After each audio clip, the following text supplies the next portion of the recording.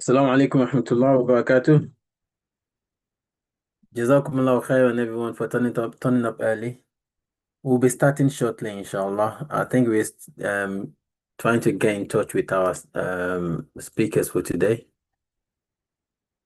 So be patient with us. Like I said, use that moment or that period to do some ibadah. So because we don't want to be missing or losing out on any ibadah during this period. Whilst you're waiting with your intention, you're getting rewarded, but you can get double reward, inshallah, if you use that moment to do something else. So, inshallah, we're trying to get in touch with our speakers who shall be starting shortly. So, do bear with us. Barakallahu fikum.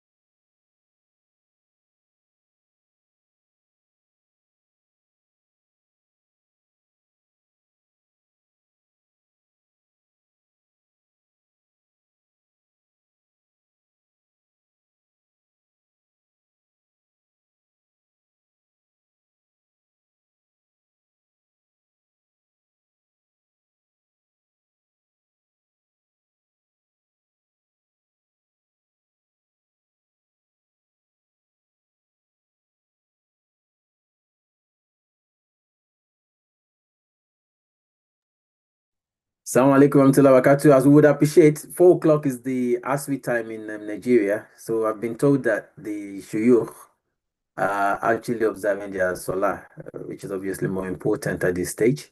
And then once they finish, they would join us. So bear with us.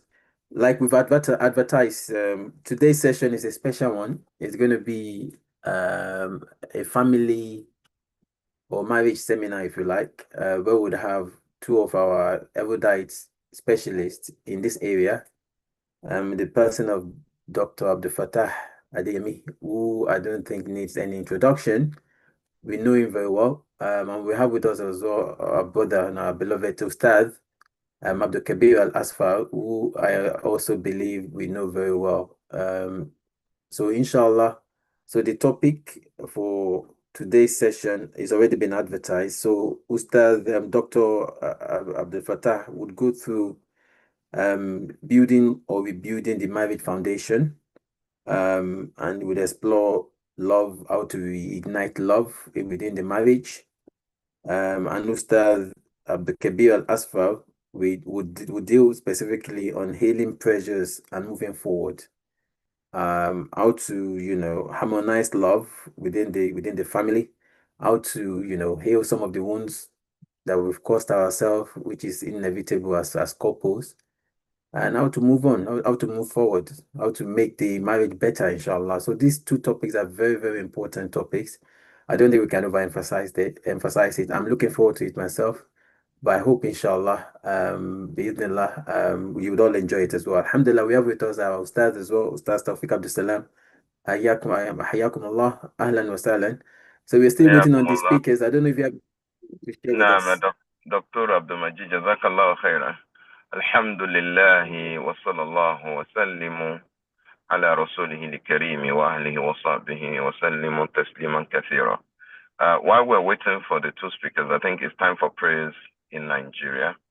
While we're waiting for them, I think it's important for us all to know the importance of the topics of today. Of course, we have two lectures, whether time will allow us to to go through it, those type of topics or not. Inshallah, we shall see. Sheikh Abdul Kabir Al Asfar is praying Jama'ah in another few minutes, so he will be joining us. Dr. Adeyemi will also be joining, inshallah. But before they join, for those of us that we are on the call, I would encourage us to share this with people that are not on here first, so we can all, benefit. That's number one. Number two is the reason why we always do this every year is the Muslim community. We are facing increased number of marital problems everywhere, not just in one location, in all locations. It looks like it's a global problem. Within our family members, outside our family members, we are constantly seeing this trend. And because we are seeing this trend, it becomes important for us to discuss it during Ramadan. Why? Because it is during Ramadan that people tend to have more fearness of God. I think Dr. Adeyemi is on the call. Are you on the call, Dr. Adeyemi? If you can, please. Okay, he's asking me to send him the link to join. Can somebody send to my WhatsApp the link, please? Just the link. Somebody should send me the link, please. To my WhatsApp. Okay, I'll do that. All right, thank you. To the WhatsApp message. Thank you. Now, so it's important for us to know that the way we are learning how to pray, how to fast Ramadan, how to do all these things, it is the same way we have to learn how to maintain our family. We have to learn it. Because if we're having problems every day and we are not learning how to, and the Prophet ﷺ, he has told us that once you get married, you have completed half of your religion, and half of your religion, you don't even know the do's and don'ts. When you are talking to husbands and wives in our marriage counseling sessions, or maybe there's a problem and they call us and we are, helping them to listen, you find out that majority of husbands and wives who are Muslims, subhanAllah, they don't even know the right of the husband. They don't even know the right of the wife. So it is important that we all learn about marriage, how we are going to relate with, one another. It is religious for us to learn about it. And that's why we put this seminar or this workshop in Ramadan, so we can all learn. It is very important for us, brothers and sisters who are listening, and those that will be watching this, that the practicality of I love you, you love me, the practicality of that is beyond emotions. It is beyond, fighting every day, being in toxic relationship. It's about accountability and responsibility. For Allah Ta'ala will ask you, or you husband who is listening, or you wife who is listening, Allah will ask you about this relationship, about this responsibility called marriage. Please let us watch out for Dr. Adeyemi once he joins. Yes, let I'm me looking know up. when you join, please.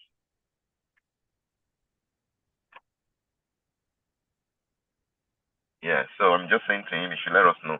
We sent him the link. Once he joins, he should let us know.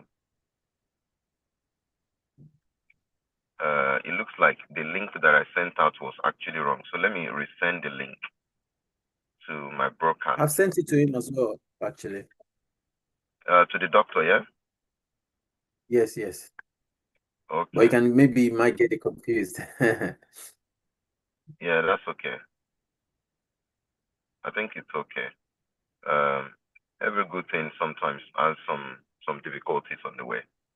All right, so it's important for us to, as Muslims and as a community, to ensure that we bi'idhnillahi rahman, learn about how to, what are the rights of the husband, what are the rights of the wife from the beginning, from when you are even choosing or selecting who you are going to marry. And I ask Allah subhanahu wa ta'ala to make this thing easy for us and make it something that we'll be able to learn and apply, especially when we need it most. So whether we know or we don't know, Dr. DME is a very seasoned, expert in this area of marriage. Alhamdulillah, he has a center in Abuja where he helps a lot of Muslim families. It's the same thing with Ustaz Abdul Kabir Al-Asfar. In Lagos, everybody knows him. And these two brothers, they are making a lot of effort to building the Muslim families. The same thing that we do in the UK or we do for the people in America or in Canada. All of a sudden, there is increase in the number of people calling from the US now. It's as if the trend has now shifted from Ireland. There's a time we used to, Dr. Abdul Majid, the marital problem used to come more from people in Dublin. And this is not labeling people. But now, that call now, on my own side, I'm talking from my own experience, is now increasing in America more than anywhere else. This one wants to talk to me. That one wants to talk. What do they want to talk about? Problems.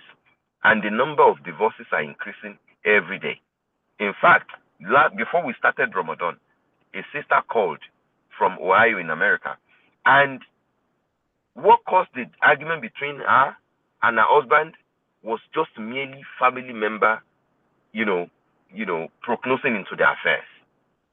A sister, maybe sibling of one of them, and then now, they're not doing Ramadan together. People that have had 3 children, 4 children. So I think it is important, it is imperative for us Muslims to know that we cannot live a single life. Muslims, you are not a woman. Even many women that will say, "Oh, my husband has died. I don't think I want to marry again." That's not allowed in Islam. "Oh, I got divorced. I don't want to marry again." It's not allowed in Islam. The reason why it's not allowed is as long as your body is not a body that can live by itself without having, a husband or wife, then you are not allowed to, because you will definitely fall into sins. You're not an angel. If you're not allowed in Islam to practice monotheism, meaning staying by yourself, not getting married, you are not allowed to do it, because Allah Ta'ala knows how He has created you. Allah Ta'ala knows how He has created you as a woman or you as a man. And therefore, He has not permitted any one of us to be by ourselves without having a wife, or be by ourselves without having a husband. It becomes more religious for us to think about marriage as a place of worship, a place where, when we do it correctly, we can earn the ridwan of Allah, the mercy of Allah through it. Is Dr. Riyami on the call? Can you check? I'm checking. I've not seen him, Sheikh. Okay. Let me ask him. I think he's not in.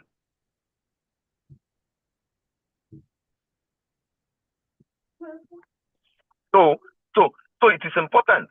And now, for the people who are in love, who are in relationship, and every day is fighting, every day.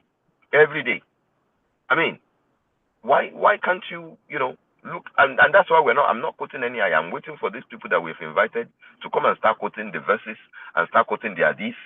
My own is a preamble for us to know what the problem is. This is like a problem statement. What is the problem statement? The problem statement is people are living in marriages like flatmate, not soulmate. Like flatmate. Because they have failed to learn about the hukm, the rulings, the guidance that the Quran and the Sunnah of the Prophet has laid down. Number one. Number two, the man is not ready to be guided. When the wife says, "Okay, let's go and meet Ustaz Tawfiq. Let us seek, help from Ustaz Dr. Adiyemi. Let us speak to Ustaz Abdul Asfar, and let us speak to Ustaz Al Asfar, and then let us speak to Ustaz Al Asfar so that we can we can get help from them." The wife would disagree. She would say, "No, I don't want to do it." Or the man, who is the husband, would disagree and said, "I don't want to do it." They are not ready to go and seek for help. So not being ready to go and seek for help is a big problem. It's a big problem. Okay? Now, it is important for us to make sure that we know that when you need help, you need to go and ask. You might be the one in love, you might be the lovebird, you might be the husband who is taking care of the wife might be the one looking after you as well. But when you constantly having problems, it becomes toxic. And then it becomes something. And I've not seen, and this is me talking, you are a doctor, Dr. Abdul Majid. I don't know, maybe there's a medical reason for it. Majority of it, and this is talking from experience. Once somebody reaches the age of 40, minimum 40, the man is 40 and the woman is 40, and they start having toxic relationship, fighting every day, the next thing that is going to happen over the next few years is that their blood pressure will shoot up. I don't know. Maybe that is there's a I think medical I've been reason told for that it. the doctor is joined, Ustaz. I can't see doctor. Dr. Adeyemi, are you on the call? Yes, I'm right. Yeah, he I'm has right joined. here. He has joined. I'm Jazakumullah khairan. very enjoying Dr. Tawfiq Absalam's talk. Ustaz, this is the floor for you today. Jazakumullah. We are only laying the preamble for what is happening practically, and that's why we are giving you a topic that we know that inshallah rahman you will be able to do it. I will end by saying our religion confirms and makes it an amru fil jama'i. Fas'al ala dhikri in kuntum la ta'lamun. You might be the one in love as a man, or the one in love as a woman, as a wife and husband. But when there are problems within the family, the structure of the family, fas'al ala dhikri. Ask those people who know. In kuntum la ta'lamun. And if you do not know how to manage it, ask those who can help you. One of them is Dr. Abdul Fattah Adeyemi. And may Allah Ta'ala preserve you for us. And Dr. Abdul Majid, I will hand over to you. Wassalamu alaikum wa rahmatullahi ta'ala wa barakatuh. Alaikum salam wa rahmatullahi wa barakatuh. Jazakumullah khairan, Ustaz, for standing the ground before our shuyukh joined us. We ask Allah subhanahu wa ta'ala to bless you and increase your knowledge. I don't think I would waste too much time, inshallah. If Ustaz Abdul Fattah Adeyemi, I don't think he needs any introduction. So as I've said earlier on, his topic will be on building or rebuilding the marriage foundation. So let's sit down and enjoy the presentation. Without much ado, Ustaz, فليتفضل مشكورا. So you got about 30 minutes, Ustaz. 30 minutes. Okay, I was going to ask. MashaAllah. 30, Thank you very much. 30 to 45. Yeah. Okay, no problem. Thank you very much for the concession. And thank you for your patience also. By the time we finished ASRI and everything like that, it was somehow. But nevertheless, let's not take much more of the time. I want to start by thanking you, my brother Majid Adams Mogaji, and my Dr. Taufik that spoke earlier on, and all of our brothers and sisters that we are on this Zoom platform, in this Zoom room now as we speak, quite a number of people. May Allah bless you all. May Allah look at the al-barakah of this period. May Almighty Allah answer our prayers. This is a rare opportunity in the month of Ramadan, and for all of us to be together. May Allah count this as part of the good deeds in our record of deeds in the month of Ramadan, and may Allah use it as opportunity to answer our prayers. Now, going straight to the topic of discussion, let me start officially by saying, أعوذ بالله من الشيطان الرجيم بسم الله الرحمن الرحيم إن الحمد لله نحمده ونستعينه ونؤمن به ونتوكل عليه ونعوذ بالله من شرور أنفسنا وسيئات أعمالنا. Once more, Assalamu alaikum wa rahmatullahi ta'ala wa barakatuh. My name is Abdul Fattah Adeyemi, and we are reaching you from the platform of the Muslim Platform UK. And the topic of discussion is building or rebuilding the marriage foundation. We love each other. Why is it so hard? And what are the challenges facing Muslim marriages and the solutions to these challenges? Basically, we want to build or rebuild the marriage foundation. What is going on concerning the foundation of the marriage? So there's this question that was asked earlier on, that we love each other. Why is it so hard? Why? Why are we having so much hardship in navigating the problems and the challenges that we have in the marriages? There are many challenges people have talked about. There are many We can keep listing them one after the other, challenge, problem. In fact, many couples, if you gather them now and you start asking them, at the end of it all, you start seeing similarity in the challenges that they are having. Is it finance? Is it unsettled quarrel? Whatever.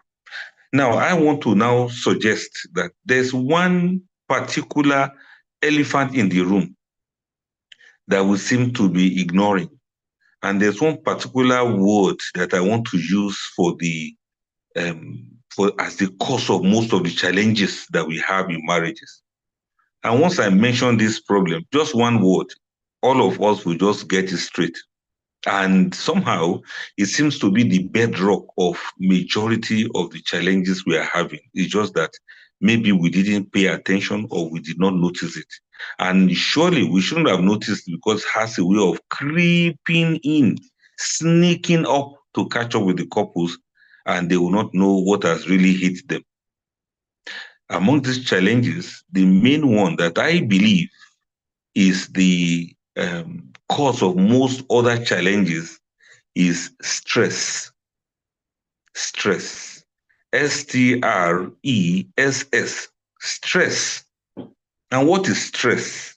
Stress is the body's response to perceived challenges or demands. And these demands, sometimes we call them stressors. This is a natural reaction that engages the body and the mind in a state of heightened alertness. You are just so hyped up without knowing. It prepares us to face or overcome obstacles. Allah has given us that stress as a blessing for us. Stress can be positive when it motivates us to accomplish tasks or to respond to certain emergencies in our lives.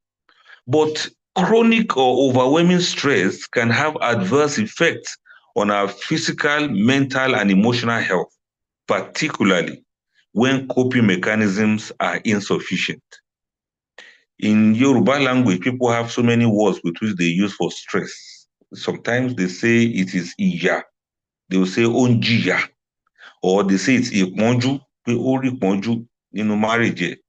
And this can refer to suffering, it can refer to hardship or some kind of distress. Another term that is sometimes used is idamu, when they say olomaja adamu. And that conveys the sense of anxiety or worry or troubled life or being unsettled. Each of these terms reflects aspects of the emotional and psychological burden that are associated with stress. So let's quickly look into some of the statements of the Quran concerning this stress that we call the elephant in the room, our main problem. In the Quran, various words, sometimes phrases and verses express these themes that are related to stress or things like anxiety or hardship and the human experience of difficulty. In fact, it is part of human nature to be stressed. There's nothing untoward about it. It only depends on how we handle this stress when they come. Let me mention some notable examples. Quran chapter 70 verse 19. Allah says, Inna li insana khuliqa halu'a. Indeed, man was created impatient. Surah Al-Ma'arij chapter 70 verse 19. Indeed, man, that is talking about human being generally, Allah knowing our nature, says we were created to be impatient. And this verse refers to the innate nature of human beings. It highlights a tendency towards impatience, especially when it comes to handling some of the challenges and desires of life. Humans are often quick to seek immediate satisfaction, and sometimes we struggle to tolerate delay. We don't like to be delayed. We don't like hardship, and we don't like unfulfilled wants. We want our things to be done right now, immediately. So the term halua is impatient. That's what it means in Arabic. Halua means impatient. And this denotes some restlessness and a sense of vulnerability in the face of adversity. And this impatience, it may manifest as frustration in hardship. It can manifest as greed in terms of prosperity. The following verses after chapter 70, verse 20, verse 19, up to 22, 23, these verses explain that those who are steadfast in prayer, those who are mindful of Allah and consistent in good actions, they are the people who are able to overcome this natural impatience, and they're able to achieve a state of inner tranquility and resilience. They become anti-fragile because of that. Let me mention another verse that will form a bedrock to this discussion. Quran chapter 90, verse 4. Allah says, لَقَدْ خَلَقْنَا الْإِنسَانَ فِي كَبَدٍ. Indeed, we have created man into hardship. Kabad, into hardship. You see that in Surah Al-Balad, chapter 90, verse 4. And again, this verse highlights an essential aspect of human nature, that is the experience of hardship and struggle, as an inescapable part of life. In other words, we are here to be stressed. Allah created humans in such a way that they would inevitably encounter challenges. We will have to exert effort. Nothing is free for us, and we'll face tests throughout our existence. These trials are part of the human experience, and they serve as opportunities for growth, for resilience, for anti-fragility, and sometimes for spiritual refinement. If Allah will give you spiritual elevation, He will give you some trial first. The verse suggests that these trials are not meaningless. Rather, they have a divine purpose.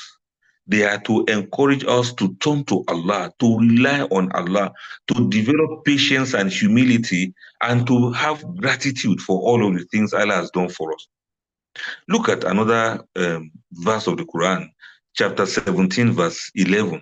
Allah says, وَيَدْعُ الْإِنسَانُ بِشَرِّ دُعَاهَهُ بِالْخَيْرِ وَكَانَ الْإِنسَانُ عَجُولًا. وَكَانَ الْإِنسَانُ عَجُولًا. That means man prays for evil as he prays for good, and man is ever hasty. This is another cause of our stress. Man is ever hasty. The phrase points to an intrinsic characteristic of human beings, the propensity, the ability, or the possibility that we want to rush into decisions. We want to rush to get our desires fulfilled without fully contemplating the consequences of this rush that we are having. Now, keep following me as these verses of Quran are coming up. They are still talking about stress, why we are stressed, and the reasons why we remain in that stress for too long. Another verse similar to that is Quran chapter 95, verse 4. Allah says, لَقَدْ خَلَقْنَا الْإِنسَانَ فِي أَحْسَنِ تَقْوِيمٍ. Indeed, we have created man in the best stature, in the best of nature. What does that mean? It means, despite all of this, our minuses, our faults, despite all of this, our default setting to be, where Allah says, وَكَانَ الْإِنسَانُ عَجُولًا, man is ever hasty. To be, لَقَدْ خَلَقْنَا الْإِنسَانَ فِي كَبَدٍ, man has been created in a state of hardship and struggle. To be, إِنَّ الْإِنسَانَ خُلِقَ هَلُوعًا, mankind has been created to become impatient. Despite all of these ones, Allah says, لَقَدْ خَلَقْنَا الْإِنسَانَ فِي أَحْسَنِ تَقْوِيمٍ, we have created mankind in a state that is supposed to be pure. In other words, you can turn around. No matter how stressed you are, you can still assume that posture of somebody who is in the best of all stature. Allah knows how He has created us. He knows that we have all of these faults in us, but despite all of these challenges and flaws that may arise, the essence of humanity is rooted in dignity, in purpose, and the ability to strive for excellence. Allahu Akbar. Now, with all of this that we have mentioned, Allah subhanahu wa ta'ala has not left us alone. How do we now combine these stressors that Allah has even mentioned? For example, Allah said, وَلَنَبْلُوَنَّكُمْ بِشَيْءٍ مِنَ الْخَوْفِ وَالْجُوعِ وَنَقْصٍ مِنَ الْأَمْوَالِ وَالْأَنفُسِ وَالثَّمَرَاتِ وَبَشِّرِ الصَّابِرِينَ. If you look at that verse very well, you see that Allah has put in all of the inventories of the things that will give us stress in life. Fear, hunger, loss of wealth, loss of lives and fruits. All of these are stressors that we have in our lives. Allah Akbar. Then Allah will be stressing us with trials, with tests like Al-Bala, Surah Al-Mulk chapter 67 verse 2, Allah says, "Allazi khalaqal mawta wal hayata liyabluwakum ayyukum ahsanu amala."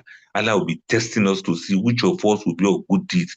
Then Allah subhanahu wa ta'ala will say, وَالَّذِينَ جَاهَدُوا فِينَا لَنَهْدِيَنَّهُمْ سُبُلَنَا. Those who strive with us, we are going to guide them aright. See Quran chapter 29 verse 69, meaning that it's sure we are going to be having these stressors in our life. So let us now connect it now. What is the connection between being stressed and being depressed? Being stressed and being depressed. The connection between stress and depression is a delicate one, and it has, a thin line in between the two. Stress enters quietly at first. We have a feeling of being stressed thin. We are stretched thin, and we have this unease that is lurking just beneath the surface of our lives. It can come to us in form of three major things. Stress can come in form of noise. That is when there's so much noise around you consistently and constantly. This noise is not just in form of something that is loud. It can be in form of something that's very negative and that is bothering our lives. Commuting from office to work, from office to home, from home to office, the noise of vehicles, the noise of other things around you that you can't even control, they can be one of the stressors and one of the points through which stresses come to your life. Then we also have nuisance, things that are disturbing you and bothering you and you cannot remove it from your life. And then number three, we have preoccupation. What exactly are you doing with your life that is constituting stress in your life? If you cannot identify these things, then marriage will have problem. Some of this stress, they prick us and sometimes they poke us. Stress itself nudges us, sometimes it jabs us, and it pulls the mind towards whatever is immediate. We have urgent deadlines. We have unresolved conflicts, maybe from work or from home. We have the strain of personal inadequacies that are measured against the persistent passage of time. You see that you are growing, you want to get something, you can't get it. You keep struggling to achieve something, you are not able to achieve it, and you don't know that this has, constituted nuisance in your life. Then, under stress, we lose the luxury of stillness. We are not stable. We are not able to achieve tranquility. And this is because everything demands our attention and everything demands our energy all at once. Stress from work, stress from home, from children, and from so many other things, even from within yourself, and stress from life itself. They all want us to attend to them. But as stress accumulates, it weaves a web around us, just like a spider will weave a web in order to kill its prey. It casts life in a net of perpetual urgency, most of the time without any space to rest or to recalibrate. Every day comes with its own thing that could stress us. Your mind that was once vibrant now becomes a repository of unfinished tasks, unexpressed worries, and unfulfilled desires. Your mind shifts from problem solving to mere survival. It narrows its focus to the present struggle while tomorrow's hope slowly slips from your view. As the weight of stress begin to dull your senses, you begin to lose sight of joy and fulfillment. And then you begin to lose, interest in the brighter possibilities of life. This is what stress does to us. And then slowly, gradually, and almost imperceptibly, stress crosses over into the territory of what we call depression. The line between stress and depression is very, very thin because both of them involve a focus on unresolved things لَتَرْكَبُنَّ طَبَقًا عَنْ طَبَقٍ. We keep moving from one stage to the other, one level to the other. I'm almost attaining to this. Now I've got this one. I wanted to get this paper. Now I've got this paper. I wanted to get this job. I've got this job. I need additional job. I'm applying. I'm submitting my CV. I'm going for interview. I've got the job. They have started paying me. It's not still enough. I want to try another thing. I've seen another. That is how human beings will continue to move and move and move and move. Expectations and things we are not able to resolve within our lives, including living, looking for livelihood for ourselves. But where stress is energized and frantic, depression becomes heavy and becomes stilled. Stress can be obvious. I'm stressed up, but depression is not quick to notice. It's not quickly noticed. You will be depressed without knowing what has hit you. Depression settles in like an uninvited guest. It takes root in the exhaustion of the mind, first and foremost. It will attack your mind first. It turns lingering concerns into feelings of defeat. For stress, you can feel it in your body. You can feel, okay, I need to take some pain relief. I need to sleep a little more. Oh, I need to slow down a bit more. That is when you are stressed. You can know it. People can even see you literally going crazy. But as for depression, you will not even notice it by yourself. What was once a temporary burden now becomes an overwhelming emptiness in your life. A sense that nothing is actually enough will start setting in, and a feeling that effort itself has no purpose. You now be like, okay, all of this struggle I've been making, what? Why? Why am I doing this to myself? Why am I doing this to myself? Or who is doing this to me? Who is sending me message that I cannot drink water and drop cup? So the weight of stress becomes heavier. It implodes into a kind of sadness that is no longer tied to any specific problem, but becomes a permanent filter over life itself. You start feeling sad without knowing why you are sad.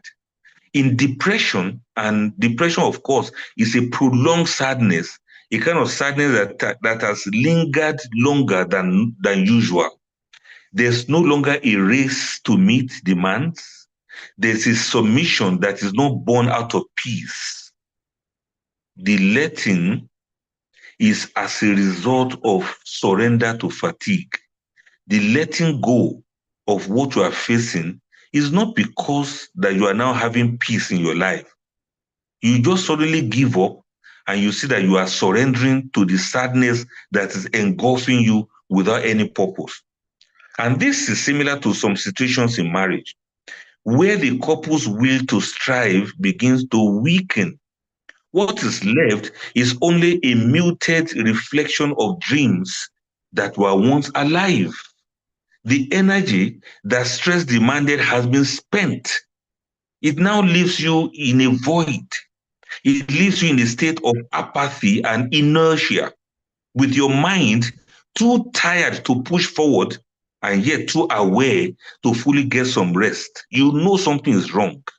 You know you are not going on well with your family, but you don't know where it came from. You now start making misplacement of priorities and misplacement of blame. You start blaming your spouse instead of looking inward into what is stressing you, and for once in your life, accepting that you are being depressed. Therefore, the connection between stress and depression becomes a continuum. It becomes a conversation, or it becomes a conversion of outward struggle into inward withdrawal. And then it becomes a passage from pressure to numbness, from activity to stasis. It shows that if the weight of our burdens is not addressed, it will ultimately become the burden of our spirit itself. Stress attacks your body, but depression destroys your spirit. And so, to break this chain, we must pause amid the commotion of stress, to seek grounding before the decline, to chill and calm down before stress extinguishes the light of our marital world. Our stressed up life calls for the cultivation of flexibility And like I said earlier on, we need to have the willingness to pause and breathe in the midst of the chaos that our lifestyle has brought our way. We need to acknowledge that this relationship between stress and distress invites us to walk around our relationship with the pressures of life. Definitely, there's nothing you can do about it. Life will always bring its own pressure upon you. Just like we mentioned earlier on, like human beings have been created, human beings have been created into kabad, into strife and struggle. So to acknowledge this connection, we begin to seek understanding and compassion both for ourselves and for other people around us. Now let's move on now to another aspect of this stress, to look at what is between stress and mental health. You see, stress and mental health are so delicately interconnected such that it can tip the balance of the human psyche. As stress compounds and multiplies, it begins to erode the mental foundation that we depend on. What once served as motivation and focus starts to wear us thin. It starts to narrow our perception and our perspective begins to blur. When stress begins to affect your mental health, your mind becomes less flexible and your mind becomes less open. You become close-minded, you become, myopic in your outlook on life. Your mind shifts from adaptation to defense. You shift from exploration to mere survival. You don't have that zeal to explore and to grow again. You don't even know how to thrive again because you are busy struggling with survival. Chronic stress locks you into a narrow channel of thinking. You can't think well, you can't think straight.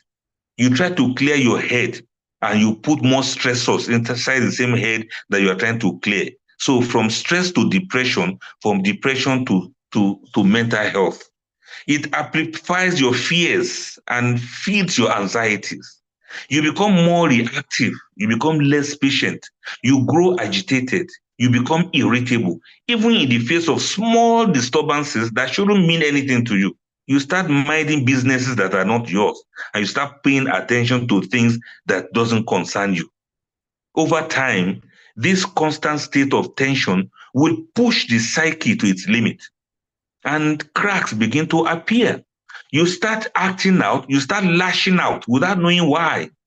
People can't even play with you anymore. They can't crack jokes around you again because, look, you are stressed, you are depressed, and your mental health is being compromised. Then anxiety arises from the overexertion of your mind, overthinking, overanalysis that leads to mental paralysis. And before you know it, you now have a perpetual alarm that can find no rest. The kind of alarm that doesn't snooze. And following that, your mind constantly scans for threats that may not even exist. You start paying attention to nuances and tones of voices of people around you. When they laugh, you think they are laughing at you. When they crack joke, the jokes begin to resemble you. You become mean and self-conscious like a broken bottle. By the time you realize that you are feeling depressed, your mental health is already compromised, then you start going through a slow descent into hopelessness. You become a nihilist. Everything doesn't have meaning to you again. Your mind withdraws from the little demands of life. Your psyche gets worn out and damaged as a result of the struggle that you can't even press pause on your life. In this state, your emotion grows, muted. Even pleasures will feel distant, and the effort to meet each new day becomes a burden. You'll be like, who sent me this message that I'm sending myself? Then your relationship with your spouse begins to suffer and you wonder why. So with prolonged stress, even your perception of yourself can become warped. You start having self-doubt, This was once an occasional shadow, but now it becomes an internal voice. Something inside your head start making you feel is because you are inadequate. It begin to question your abilities, begin to doubt your self-worth. And perhaps the greatest toll of stress on your mental health is that it deprives you of inner peace. And this inner peace is the very foundation upon which mental well-being can rest. Without peace, your mind cannot rejuvenate. Without sakina, your mind cannot regain perspective. In the absence of peace of mind, joy feels inaccessible and hope fades into the background. And then your marriage begins to suffer. Now, what is it now between that stress and the marital challenges we are talking about? Because with this depression you are going through without realizing it, you have that alteration that if it is left unchecked, it can turn the natural pressures of life into mental problems and then into marital problems. At the beginning, marriage is filled with promises and potentials. Marriage being a union that is founded on mutual dreams, reciprocal support and intimate understanding. Husband and wife, we love each other and what have you. But when stress comes in and cover up the mutual compassion that you feel for one another. Not that we don't love each other again. It's just that we are too stressed to even know what love feels like. The fatigue from work, the worry over bills and fees, or the anxiety of unmet expectations, all of these are stressors that can lead to irritability and emotional withdrawal. In this moment, couples may find themselves trapped in a cage of blame and resentment. You start trying to pinpoint where exactly these problems are coming from. You see, not that couples don't know the right thing to do, not that they don't know how to love each other. It's just that they are too stressed to even see each other like this. And when they see each other, they see problems rather than joy. Allahu Akbar. Before, words that were once spoken with love, they now come out sharp and pointed, cutting deeper than intended. Even jokes feel very offensive. The warmth of companionship begin to turn cold and it gets replaced by the emotionlessness of misunderstanding. However, let me quickly break it down to us some of the stressors that we are having. Number one, communication breakdown. When stress becomes too much, we can't communicate again. Misunderstandings and lack of effective communication will begin to now lead to frustration, to resentment, and a feeling of disconnect between partners. Let us try and understand this. When we cannot communicate well, it's not because your spouse is a bad person, it's because you are stressed. Then the financial stress, that one is the elephant in the room.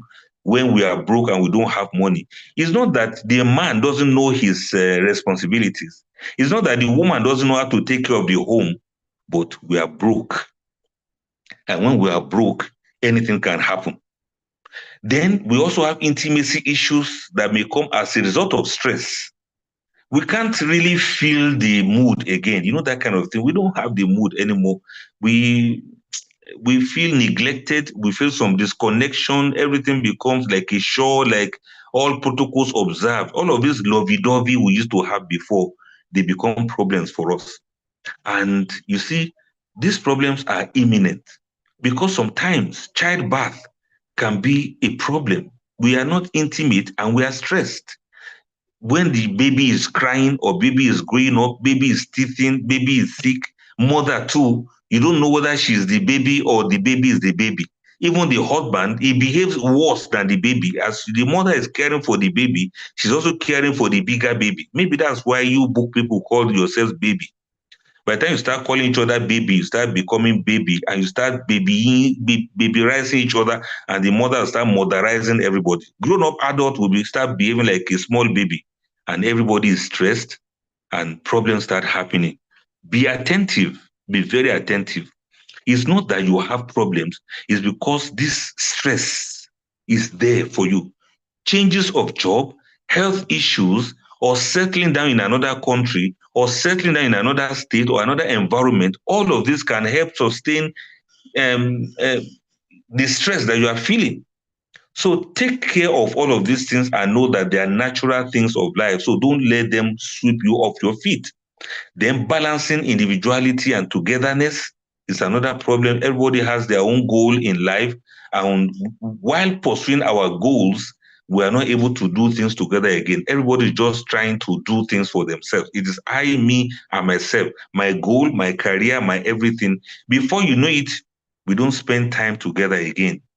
You know, we don't share travels together. We don't share hobbies together. And these are the things that can strengthen the bond of relationship, and while honoring individuality. There is a conflict resolution problem that may come there. Disagreements are inevitable. But if you handle them poorly, they can escalate into significant conflict, and then stress starts coming in again. Then managing in-law relationships and extended family can also be point of stress for us. If we don't handle this well, they will overwhelm us. And then parenting differences, this one wants to discipline the children, and that is when this other one wants to pamper the child. Parenting often brings out differences in opinions, and which can lead to conflict eventually. Then we have this work-life balance. If we don't take care of this work-life balance, striking a balance between work and family life, this will be a challenge, particularly in a busy or high-stress professions. Medical doctors, medical practitioners, all of these things are stressful on their own, coupled with the stress of life and then stress of marriage. And there are so many more health issues, loss of shared goals. All of these things are there for us. So the irony of it all is the fact that although stress is a source of marital challenges, if we can handle it well, it can also serve as an opportunity for growth. Allah has deliberately put stresses in our lives, and they are not about to stop. What we must face squarely as a couple is that these stresses are not about to go away. Stress will come. But in the midst of this stress, what have we put in place to be able to grow? Stress can become so much that you don't even have time for intimacy. Look, intimacy sometimes may become all protocols observed. You may not feel it so much, you may not have the mood, but there's something they call service intimacies. That is protocol intimacies. Just have intimacy, whether you enjoy it or not. Make sure you just keep doing these things as routine. Out of 5 intimacies, maybe you enjoy only 1. That is how to cope. You can't expect everything to be rosy every time. So in other words, what I'm saying is stress sometimes can force couples to confront their vulnerabilities, to communicate their fears, and to redefine their roles within the marriage. Each challenge represents an opportunity for better connection. It gives you a chance to emerge stronger through the struggles that both of you are going through. Just admit it. Don't deny it. If you are tired, if you are stressed, address it. If you are depressed, confess it. And if some things are affecting your mental health, discuss it. Husband and wife, both of you should sit down and begin to analyze how stressed you are. That alone is a way of healing yourself. Many of the problems you have, they were not there, but they crept in slowly because you allowed stress to fester. So the ability to sail through stress together can deepen intimacy, and it can reinforce commitment. I got your back, you got my back. I see you, I see you. I see your struggle, I see your effort. I appreciate what you are doing, and I commend you for what you are doing. This can convert adversity into an evidence of strong faith and love. Yet, this change is not automatic. It requires intentional effort. It's not easy when you feel ignored to still be the same person to reach out. It's not easy when you feel abandoned to still be the same person to make the move first. It's not easy when you are going through your own stress to now want to see how you can assist another person to overcome their own stress. Moreover, the connection between stress and marital challenges serves as a reminder of the importance of self-care. You have to take care of yourself also. Individual well-being is essential for the health of the marriage. Just calm down and chill. Take care of yourself. Find ways to rest well. Sleep well if you must, and allow your spouse to also sleep and rest. When one partner rejects their own needs, whether emotional or physical or spiritual, the strain can reverberate through the relationship. It will amplify stress and it will heighten conflict. So nurturing yourself becomes an act of love for the union. If you love your husband, take care of yourself. If you love your wife, take care of yourself. If you fall sick now, you add more to the stress of the family. If you break down, it becomes more problems for the family. If you are too stressed and depressed and it affects your job and you lose your work or you underperform, it's going to affect the finances of the family. It's also going to affect the family itself. Now, you see how everything is interconnected now. If you can both just chillax, that's chill and relax, you'll be able to, it will enable you to approach challenges with renewed vigor and clarity. You'll be able to identify exactly what your problems are. As couples learn to embrace stress as a catalyst for better understanding of each other, they increase in love for each other. This is guaranteed. In other words, it is not those problems and challenges that are your problems. You are not just married today. It is not today you are married. It's not today you know each other. It's not today you love each other. It is not those things you are looking at. It is the root cause of your reactions that you should look into. And this root cause, like we said, identify your stress, identify your stressors. If you're having a job that is robbing you of normal life as a human being, begin to look for another job that's not going to rob you of your life. If you have some changes in the environment, accept that you need to adapt and adjust.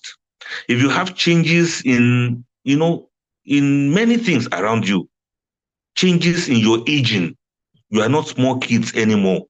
Changes in the size of your family, many more children have come to be added. Your routines are not the same from home to job. No, you have to do school run. You take the children to school, and then if there is Islamia, you take them to Islamia.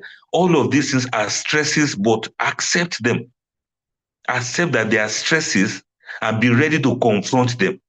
And that's why I quoted that verse earlier on where Allah says He has already created human being to become strong. We are people that are elastic. We can bounce back. The reason why we are not bouncing back is because we are not ready to admit that these stresses and stressors are there and we should learn to embrace them. For couples who do this, their marriage becomes a story that is not defined by hardship, but defined by the enduring power of love in the face of the inevitable challenges of life. A successful marriage requires mutual growth, mutual patience, and continuous effort. Challenges are natural, they are normal, but they also present opportunities for deepening understanding and strengthening the bonds between husband and wife. Make use of technology, check on one another, do video calls even when you are both at work, do voice notes just to express how you feel. Don't hesitate to tell your partner how tired you actually feel. Let them understand it, not because you want to impose your own tiredness on them, but because you need help. You may need a back rub. It may just be a cup of tea that came at the right time. Sometimes it may just be, let's watch TV alone together without anybody saying anything. It may just be just silence in the house. This is not a matter of fight or quarrel. Sometimes we just need to be silent. Just keep quiet and give each other the room to heal up and to bounce back again. May Allah subhanahu wa ta'ala bless us all with the strength to overcome our unique challenges in our families and our individual lives. And may Allah help us to overcome our stresses, to accept that life is stressful on its own, and to accept that the stressors in our lives may just be trials from Almighty Allah that are meant to make us to be stronger, that are meant to make us to be closer, that are meant to make us to be more successful as husband and as wife. My name is Abdul Fattah Adeyemi. Wassalamu alaikum wa rahmatullahi ta'ala wa barakatuh.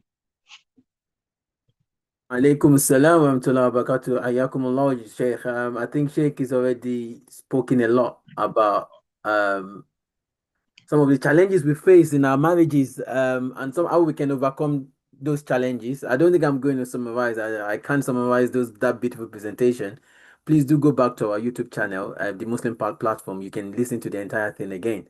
We don't. I think we have Ustaz Abdul Kabir on the call as well.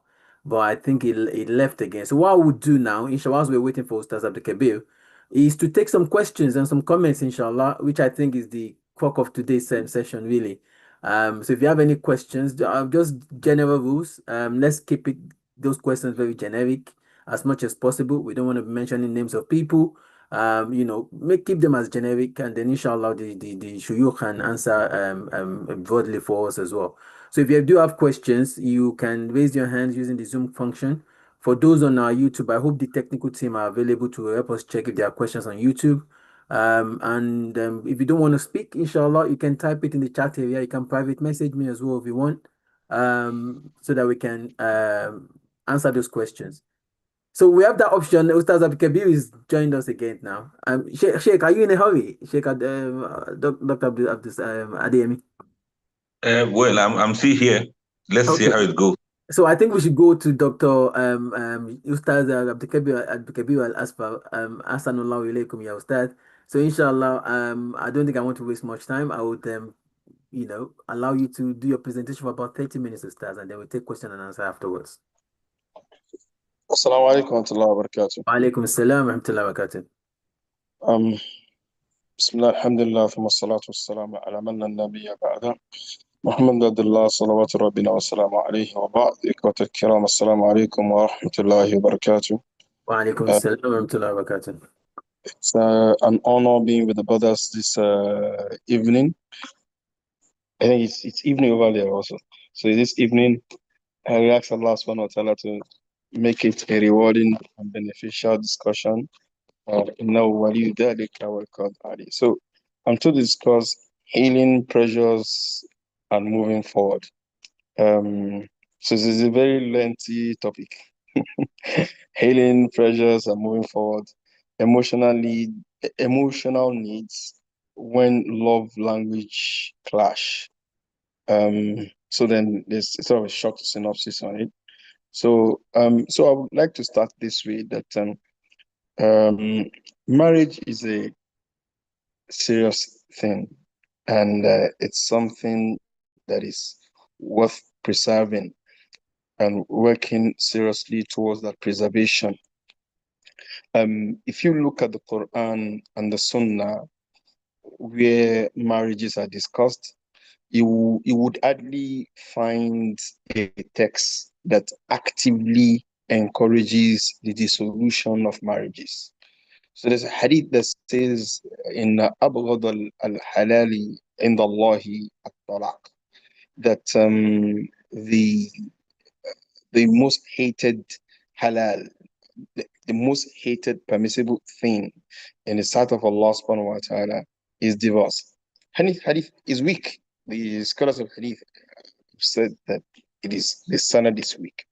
However, a survey of the Sharia and of the rules of the Sharia applicable to marriage will show that the hadith is weak sanadan lakin as-sahih fahman. It is weak in its sanad, but the meaning is very, very authentic. One of those texts that I will cite to buttress the fact that marriage is meant to be preserved and it's meant to be protected, and divorce is not in any way encouraged, is the hadith that the Messenger of Allah said that the shaitan would have his throne on water, and he would send out his henchmen, his army to sow dissension and problems and fitan on the earth. And then they would be coming back to give reports of what they've done. And then each one of them would come around, and then the shaitan would see nothing big in what these individuals have done until one of them comes and says, "Ma taraktuhu hatta farraqtu bainahu wa bain imra'atihi or bain zawjatihi." I make sure that I separated between a man and his spouse. And the shaitan becomes very happy and says, and he would embrace this lesser shaitan and say, Ni'ma, and you have really done well. So I want to put that forth as a muqaddimah, like an intro to what we want to discuss. It's essential that we understand that the Sharia wants to preserve the family, wants to preserve marriage, and it's quite obvious, right? We are able to sit here now and discuss about issues of marriage because our homes are relatively stable, right? And then we have that mind to say, okay, let's discuss about this. If we cannot raise children that will be emotionally stable, then it's a problem because such children will not even be able to think about worshiping Allah subhanahu wa ta'ala correctly, right? This we would end up raising dysfunctional kids that attention to the deen may be the least of their priority. So it's the stability of our marriages is as important as the stability of our creed and the correctness of our act of worship. So, second thing I would like to add is that marriage is built on love and mercy. There is a tendency in the Muslim world, particularly in the manosphere. The manosphere is like amongst males, right? To feel that showing love and affection in marriage is simping. So I don't know if people understand what this was. I'm used to words of this nature. So that if you show love and affection to your wife, you're a simp. Like yeah. So this is not the case. This is not the case. Allah subhanahu wa ta'ala told us وَمِنْ آيَاتِهِ أَنْ خَلَقَ لَكُم مِنْ أَنفُسِكُم أَزْوَاجًا. This is, I mean, in every nikah, probably in our nikah it will be read. أَزْوَاجًا لِتَسْكُنُوا إِلَيْهَا. Allah subhanahu wa ta'ala says of his signs that he created from you, spouses, لِتَسْكُنُوا إِلَيْهَا أي لِتَجِدُوا سَكَنًا فِيهَا.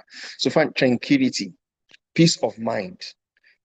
وَجَعَلَ بَيْنَكُمْ مَوَدَّةً وَرَحْمَةً. And Allah plays between us, mawaddah and rahmah, love and mercy. So regardless of the positions, different ways the Mufassirun have explained it, it doesn't go beyond that mercy and that love. So this is the basis of marriage. It's the way, it's the default role of a marriage. Even if the ocean current of marriage may be tough at times and be tossing the ship, the fact of the matter is that marriage is based on tranquility, it is based on love, and it is based on mercy. So it is not manliness to feel that, look, I don't need to show emotion to my wife, or I don't need to show care for my wife. I would be belittling my manliness, my my being the alpha male, as it is said these days. So this is also very important. So the same thing is also for women also. We don't look at our husbands as only the provider of finance. It's also somebody that we ought to love as deeply as possible. And then this mawada and rahma are essential ingredients to marriage because if they're not there, I mean, Ibn Ashur, when I was reading his tafsir, at-Tanwir, at-Tahrir wa at-Tanwir, if I'm not mistaken, when he was commenting on this, I said that, which is obvious, right? You're having a man from a different background, a woman from a different background, raised by different parents, living in different environment at times, or totally people of different personalities, and they have to come together and live as husband and wife and raise kids together. The person that we are most intimately attached to in our life are our spouses. So it's a special relationship, and it will only work and function with this mawadda and rahmah. So this is what marriage is meant to be. But of course, because we are coming from different background, there'll be challenges, there may be problems, there may be a lot of things wrong with our marriage, particularly with the fact that we are different genders.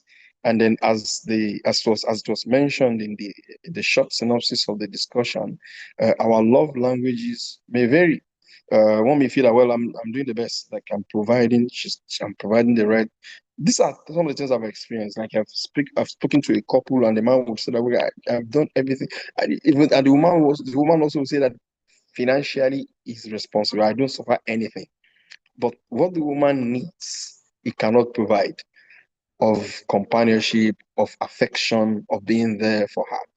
And at times, the woman is also somebody who is very, very keen as regards emotional connection. So we have a disconnect, not in the fact that these individuals are bad, but in the fact that they are not operating on the same wavelength as regards their connection as husband and wife.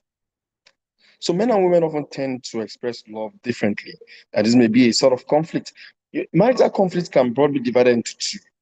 You, I don't want to add as part of the classification people who are just individually terrible. They are not really interested in the marriage. They are just hit and run, like married bandits. So those ones are not, they are not really interested in the marriage, right? But for people who actually are interested in the marriage, conflict may be internal and it may be external. External influences may also probably will also likely lead to internal issues. Then it becomes a problem.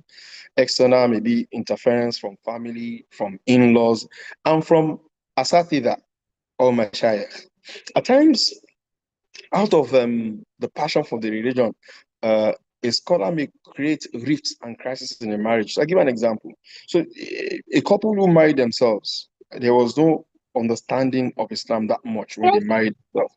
And then, but the husband was growing at a rapid rate compared to his wife.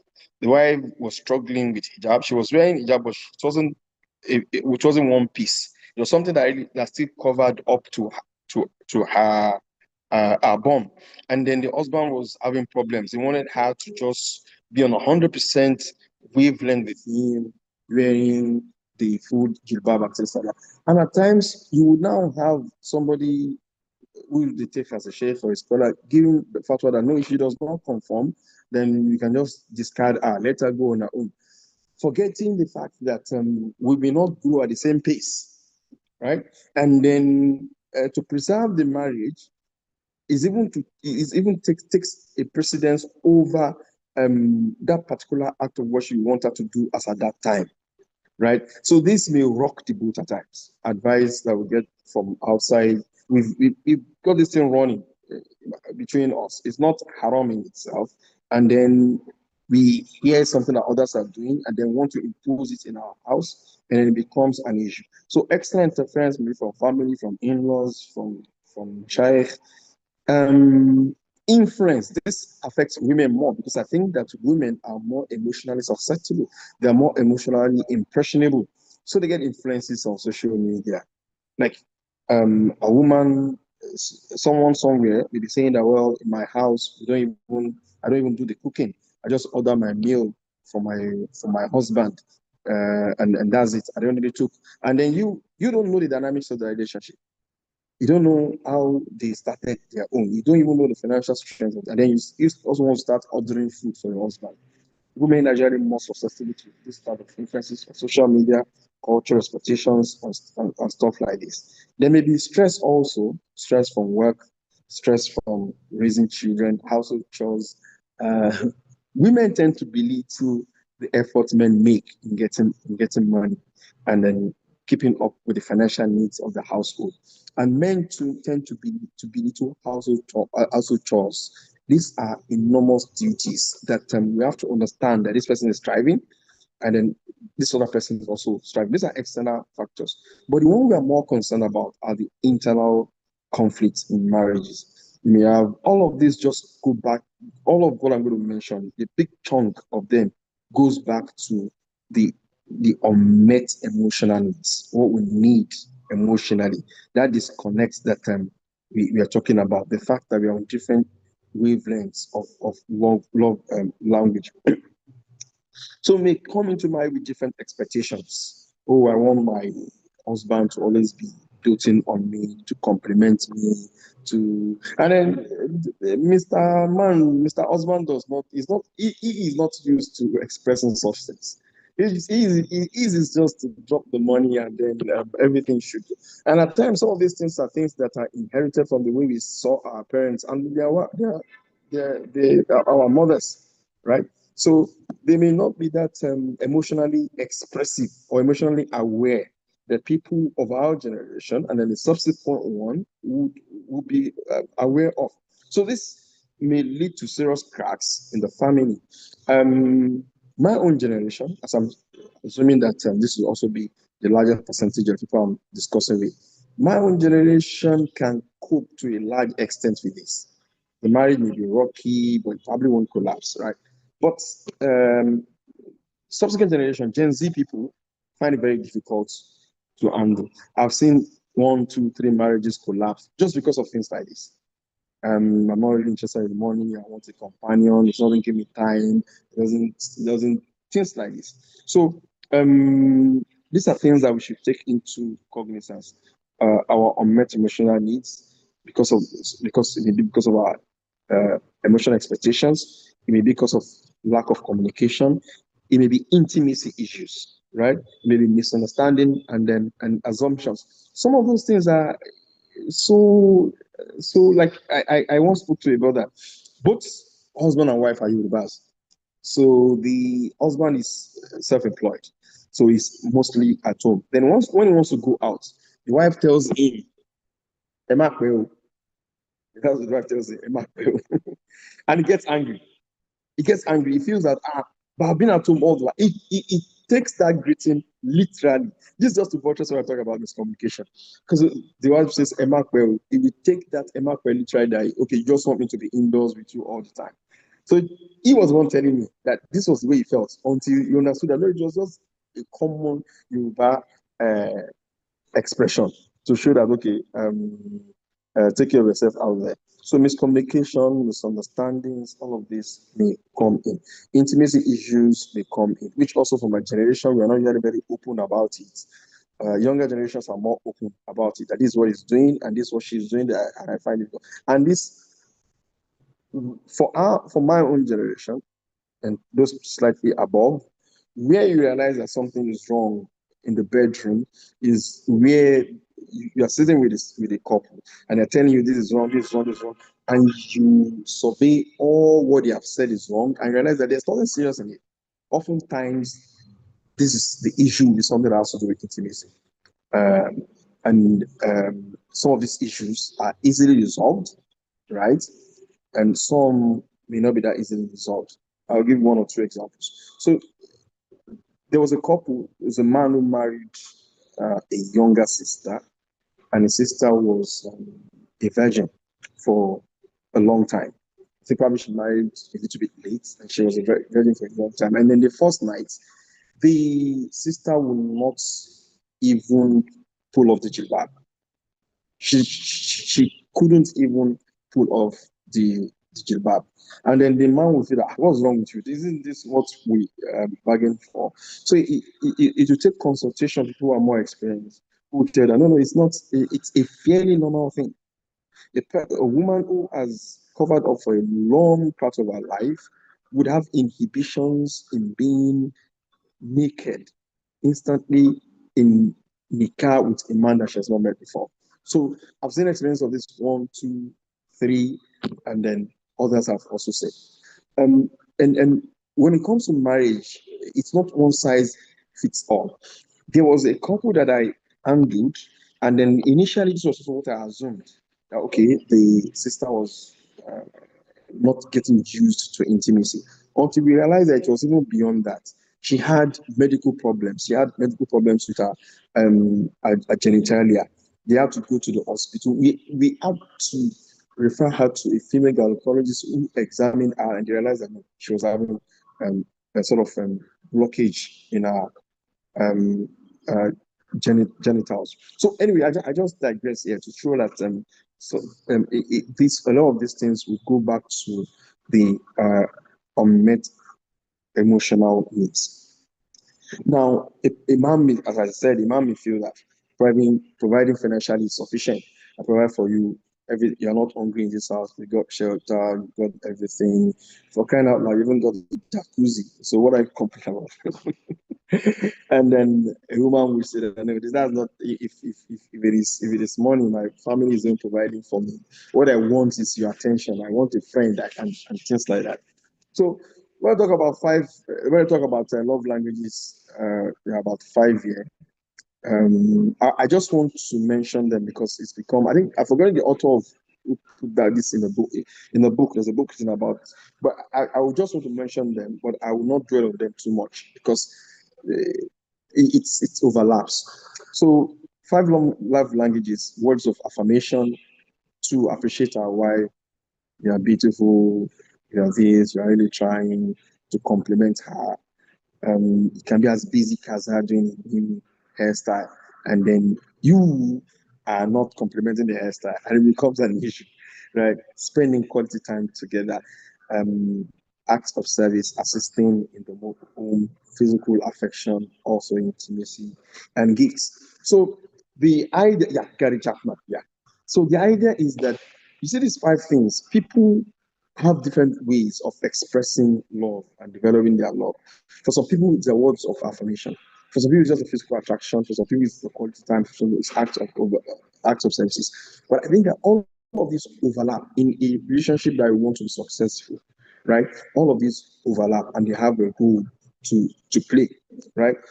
The Prophet ﷺ was very sensitive with some of these things. So at times, the tendency for us to read the Prophet ﷺ only from one angle as a lawgiver is very high, particularly among religiously practicing young people or youth generally. To see Muhammad ﷺ only from the prism of the lawgiver and then the judge. But the Messenger of Allah embodied a lot of things in him. A failure to be able to discern and compartmentalize these things will lead to problems, not only in marriage, even external outside of marriage. So let me give an example. Let me just digress a bit. So I think I still have time and show where some of these things may be problematic. Now, one of the major problems that jihadi groups that campaign about Boko Haram, of course, and things like that, one of the major problems they have is the assumption that they can, amongst other problems, right? But this is major. They take verses of the Quran, a hadith of the Prophet ﷺ that talks about jihad, and then they apply it to themselves as individuals and as a group, right?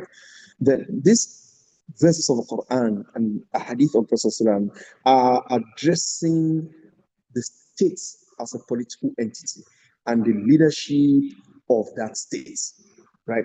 So when Allah subhanahu wa ta'ala is talking about قَاتِلُوهُمْ يُعَذِّبُهُمُ اللَّهُ بِأَيْدِيكُمْ, when Allah subhanahu wa ta'ala is talking about jihad, it is the state that is being addressed. It is not individuals who now go and start buying Kalashnikovs and then starting waging war on people. These are part of the problems. So also, okay, 10 more minutes. So also, instances whereby a person commits zina and the Amir of an organization wants to implement jihad. No, it's not his prerogative. The Amirship of an organization is different from the state being addressed. So all of this you find in Prophet ﷺ. So he's the judge, is the jury, is the executioner, is the one who shows us revelation, the preacher, everything, right? There's the prophet as a family man, and the prophet as a family man should be our role model, right? He told us, khayrukum li ahlihi. The best of you are the best of you to your household. Wa ana khayrukum li ahli. I am the best of you to my marriage. The Messenger of Allah sallallahu is not known to have raised his hand to beat a woman out of anger in marriage. Rather, you would read what happens in the house of the Prophet sallallahu and you'll be amazed at the way he was as a husband and as a father, right? There was an instance that Aisha and Sauda, they were close, really. We were playing, and Aisha and told Sauda that you will eat of this meal, or I will use it to rub your face. And then she used it to rub Sauda's face. They were co-wives. And then they were having this practical joke in the house of the Prophet, right in his presence, right? I think it told Sauda also to use the item to also rub Aisha's face. The Messenger of Allah would raise Aisha anha, and he sat with Aisha anha as Aisha was telling him the story of Abu Zar'i, and was telling him women in Medina, in Mecca, and in Mecca gathered and they were talking about their husbands. And then she focused on Zar'i, whose husband was very good to her. He spent on her, he was kind with her, he did everything, but ultimately he divorced her because he got somebody better. And Messenger of Allah listened through all of this and ultimately said, Ana like Abi Zar'in. I am like Abu Zar'i to you, that in attention, in love, I'm going to shower all this on you. Illa anni la utalikuka fi riwayatin. Except that I will not divorce you. So the Messenger of Allah was sensitive to the needs of his household. And some of these things, giving gifts, acts of service, he exemplified them in the household of Prophet. So we may not need as Muslims to flesh them out as love languages or whatsoever, but we have them right in our sacred scripture, talking about how we live our household as husbands, as Qawamun, as the Quran said we are.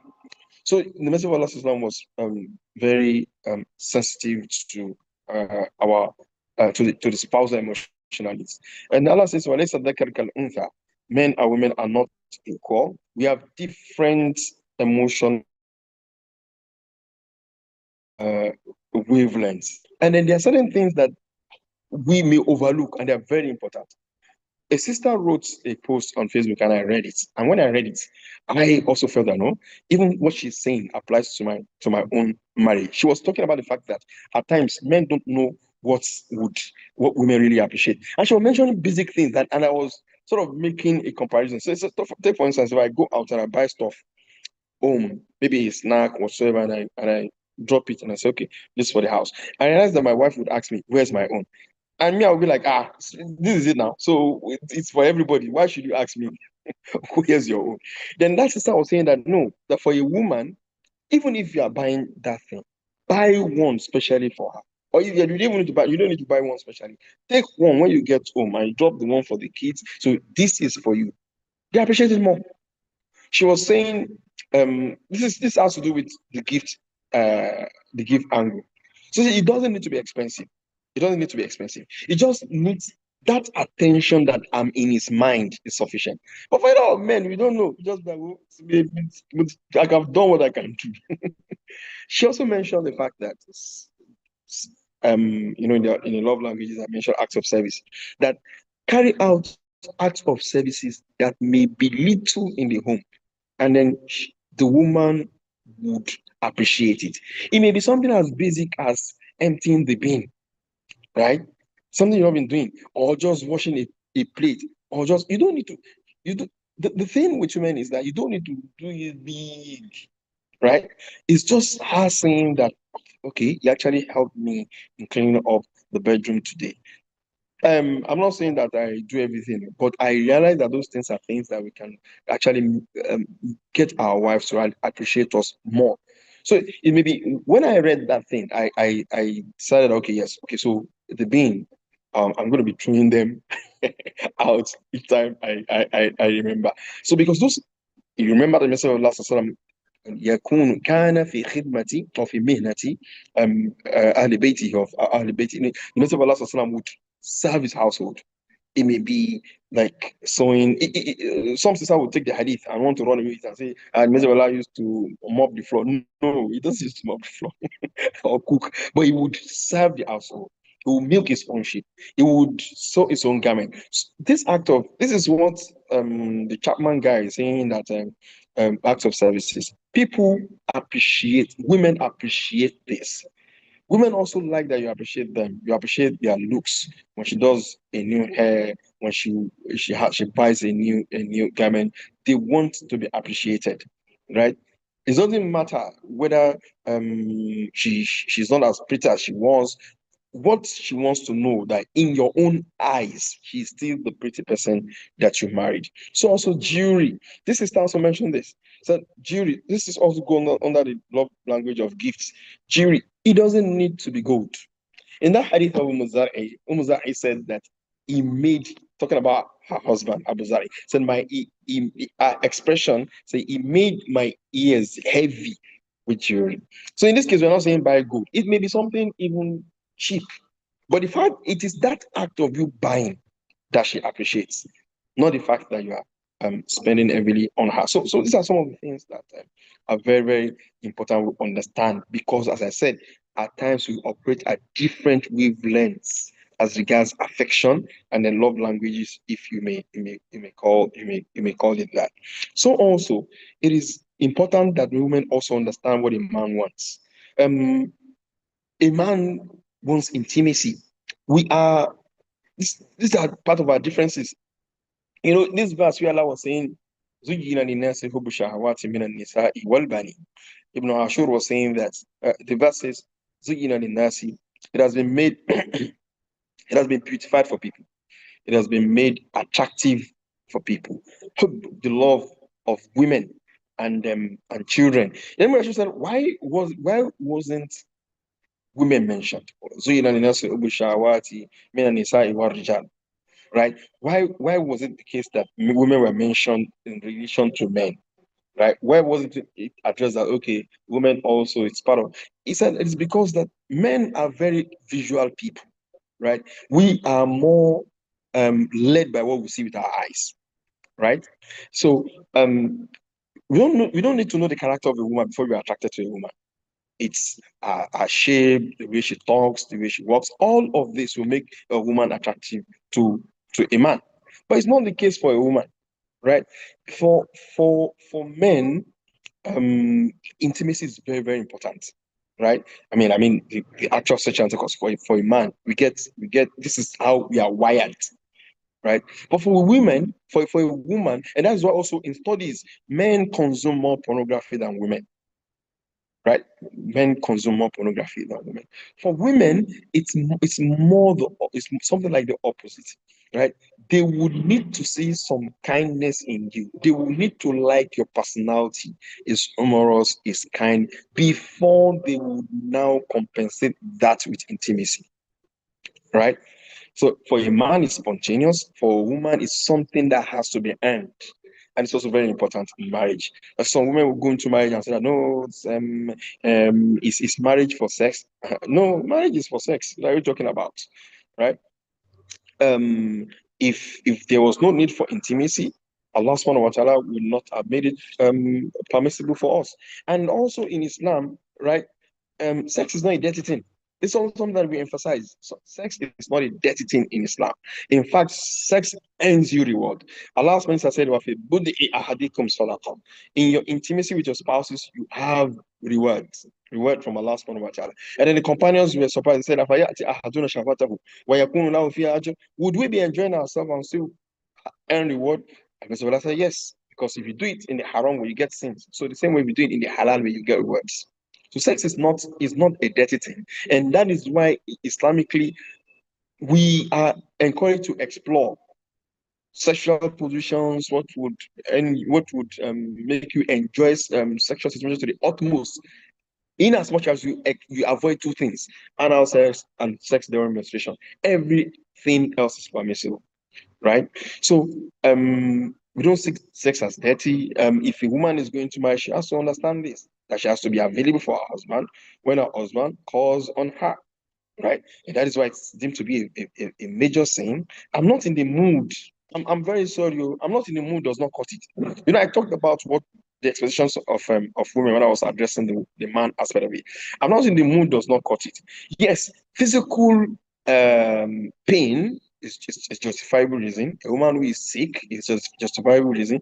But I'm not in the mood. I don't feel like that. It's not a justifiable reason Islamically. Because for the most part, women are passive participants when it comes to intimacy, right? So this also has to be understood.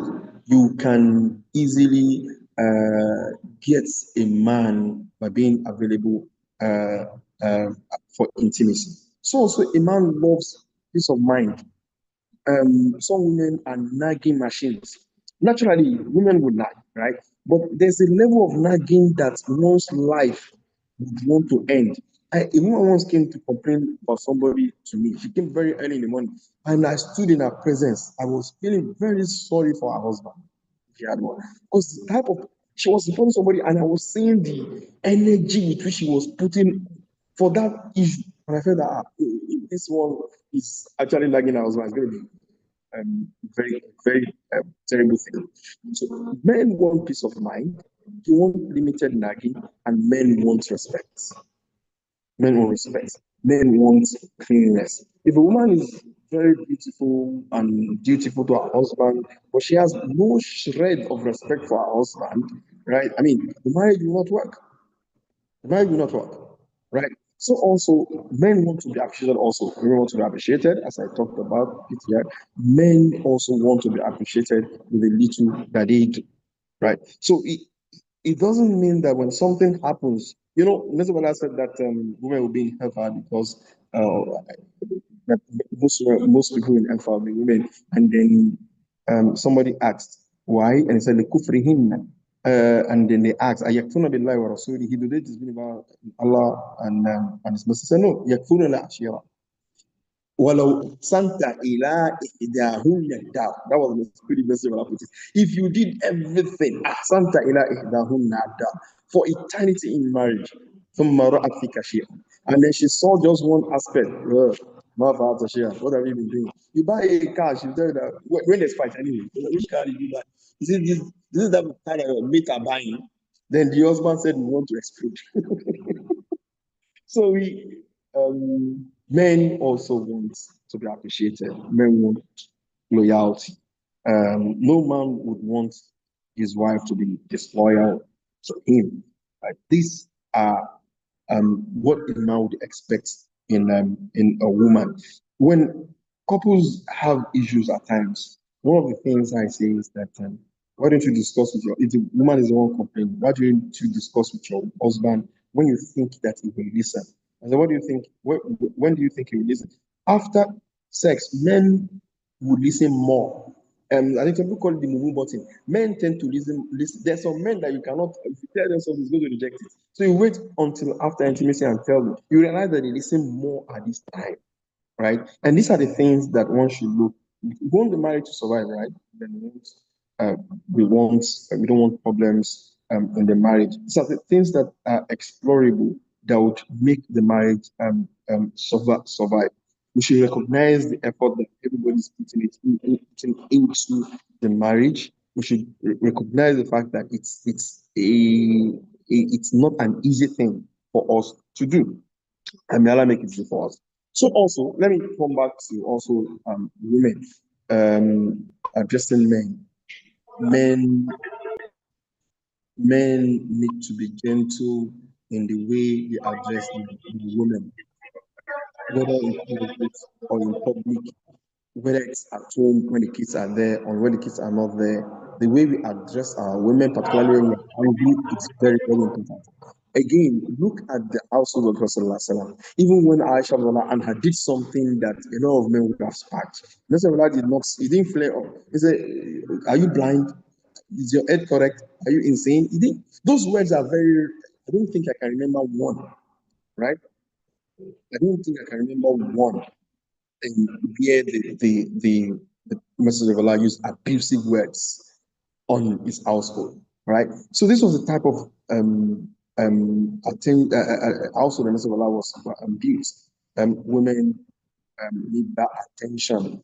So the fact that you are working and are providing money does not mean that you can't spend, but even if it's 20 minutes with your wife, also with our children, also, but with our wife is very, very important. Just randomly sit down with her. And women would you want to talk. Want to talk about this that happened. It may be with one of their friends, it may be what they saw in the market, it may be the way the cost of things. The women marry you as a friend, right? Not just as the ATM machine or the spam donor, right? This is they want your companionship, they want you to be there, present in the relationship, right? See, if that attention is not there, yes, she could cope, but she will not really be, unless she's also an introvert who doesn't want you around in the first instance. But what women would want is somebody who's going to give them that attention, who's going to listen to them when they have complaints, who's going to address their concerns, issues come up. So it's very important that these are learned because they require learning. So for a lot of us, the primary motivation for marriage is just to let us satisfy. We can't do zina, so let us do it in the halal way. And then we realize that after 6 there's more than 7. So, and these are not difficult things. In fact, sending an appreciative message to one's wife. You are just in the office and you randomly send to her that you love her. Some of these things we did it before they said yes, or before we married them, right? During the period that we are discussing, we can be on our chatting with our prospective spouses. We want to be around them. We are discussing with them, and then immediately after marriage, all this things just sort of go down the drain. So we should. It may not be 100%, right? So once in a while, we send out a message appreciating her. I love what you did, kids. I love this, what you did. I love the way you assisted us during Ramadan. Yes, it's our responsibility. That's the part of the matter. It's the responsibility of the woman to do all of this. But appreciation always is appreciation is always appreciated, and always people would always their head will swell as you express it. The same way, the fact that the man brings home the food and pays the rent and pays all of this, it also should be appreciated. When you labor up and down, going from one place to the other, facing Lagos traffic, you guys don't have traffic in the UK. Okay, you labor all those and you get home, provide food for the family, and then there is no appreciation for the woman. She doesn't even feel you are doing anything. It's demoralizing. It's emasculates the man. May Allah subhanahu wa ta'ala assist us. Marriage needs investment. We need to invest our attention. It needs knowledge. It needs patience, and it needs mercy. I think I would have exhausted my time. May Allah subhanahu wa ta'ala protect our household, and then we ask Allah subhanahu wa ta'ala to keep the shaitan away from our household. إنه ولي ذلك والقادر عليه. السلام عليكم ورحمة الله وبركاته. Wa alaikum salam wa rahmatullahi wa barakatuh. Jazakumullahu khairan, Ustaz. Those are very frank discussions that we all have to have. May Allah subhanahu wa ta'ala make us understand better than the Ustaz has presented it. Because of time, inshallah, we'll go straight to the questions and answer. And I have with me Ustaz Oyeleke, who will be helping me with the questions and answer because I have to leave shortly. There are loads and loads of questions. I've got some questions that have been sent to me privately. We'll try our best to answer them. So if the shuyukh, if we try to make them as brief as possible, obviously answering the question, I don't think I need to tell you that barakallahu fikum is a lot of questions and some comments as well that has been sent. So the first question, and this will go to this should go to our Ustaz Abdul Fattah Adeyemi. I hope you stay there with us. Yes, now I'm here. So the question is, how do you deal with a spouse, either the husband or the wife, that has trust issues and is also an introvert? Well, let me see how briefly I can be with that. Well, you already know the person. One of the first ways to deal with the person is to know and understand who the person is. The first part of it is that of a trust issue. Well, whatever you mean by that, it means whether the person doesn't trust you or you cannot trust the person. And then when the other side of it is the person is an introvert, well, that is the nature of that person. There are some people who have such natures. We only need to recognize it. We need to accept it. We need to learn to live with it. We can't change people's nature for them. We can't fix everybody to be the way we want them to be. So sometimes you got to learn how to live with an introvert without, without putting them in trouble. With regards to trust issue, maybe the person doesn't trust you, the person can be paranoid and things like that. If the person doesn't trust you, then find what are the things the person notices that makes them not to trust you. If I understand the question very well, think about it now. You are sending text messages to somebody, you put the icon of love, this heart icon, and you put it, and you are chatting with a male if you are a woman. How do you expect that kind of a thing? Or a man, you are chatting with a lady that's not your wife, and you put the love symbol there. How much of trust do you want your spouse to have from you? So the most important thing is don't be working at the edges of things that will make people to suspect you or people to read meanings into what you do. It takes a lot of discipline to be able to live with somebody that has trust issue. While we tell the other person not to be suspicious, because suspicion is not allowed. It's not. In fact, it is condemned in the glorious Quran. It's part of the instructions of Almighty Allah. اجتنبوا كثيرا من الظن إن بعض الظن إثم ولا تجسسوا ولا يغتب بعضكم بعضا. And the Quran went on to explain all of these things. Don't investigate each other. Don't suspect each other. Don't have evil thoughts against one another.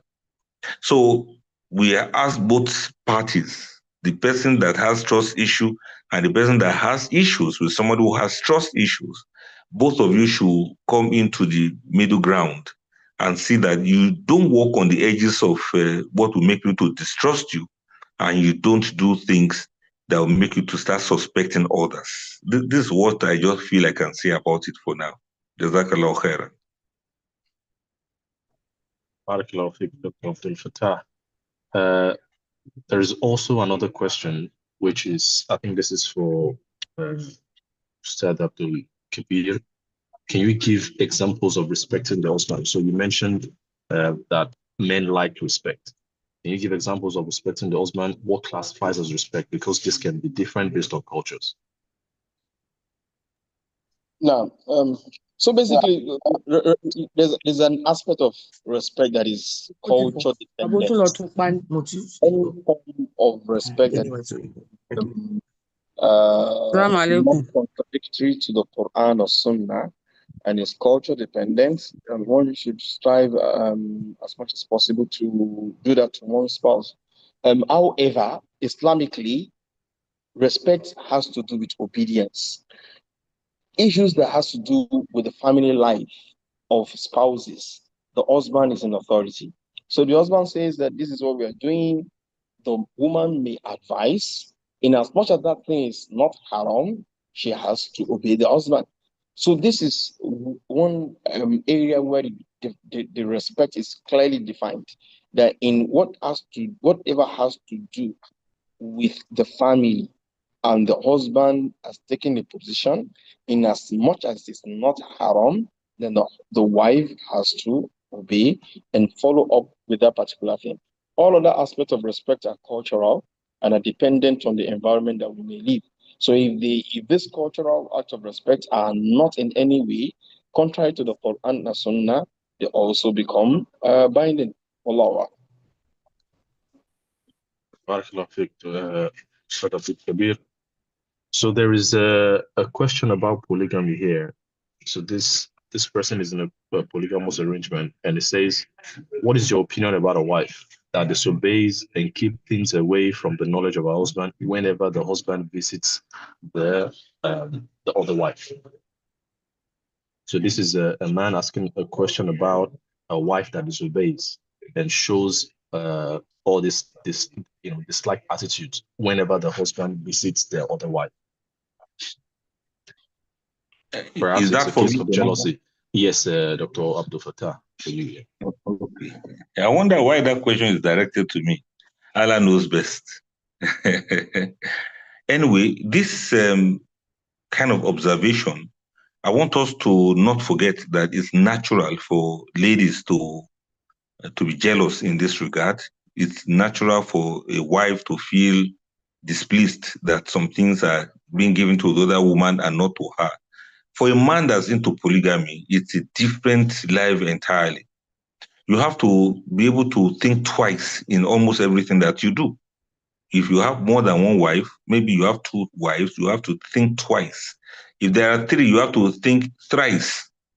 If there are four, you have to think severally before you do something, before you say something, and you have to be extremely sensitive to the feelings of your wife.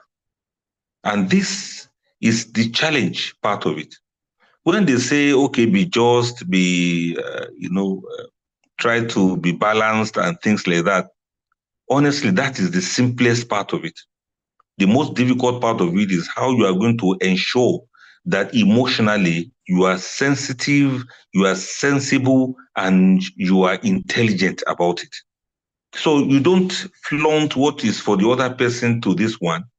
And even if possible, you don't discuss one in the presence of the other. And if possible, you don't even pick the call of one in the presence of the other.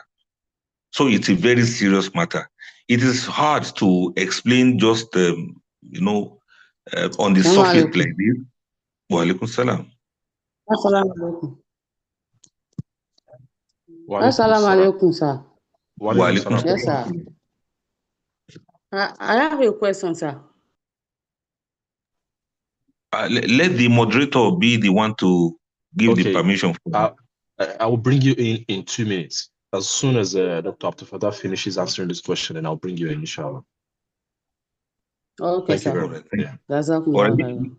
Well, yeah. The cut and short of it is I need some men to let's find ways of addressing these matters of polygamy. There's also need to know who exactly this man is. We also need to know the temperament of the wife. We cannot use one brush to paint everybody. There are some ladies who don't really care. They don't look at it that way. And some ladies, they can't hide their feelings when it comes to matters of jealousy. And sometimes they make life to be difficult for the man. Whereas it's not that difficult. It's just that the man will have to, for once, begin to think deeply before he says or before he does anything. Jealousy of a woman is not a sin. It's just that's just the way Allah has created them. And you need to read the life of our mothers, the wives of the prophet, the way they related with each other. You know that it is a natural thing for women to feel jealous when it comes to matters of polygamy. So I would not want to discuss too much about it. I would like those who are concerned to let it be a private talk because some other details may require some other explanations, and we don't want to give a blanket, explanation here that some people may want to apply it and may not be applicable. Thank you very much. So the person can quickly come in now with their question. The username is showing techno. So you can unmute yourself and ask your question. Sure.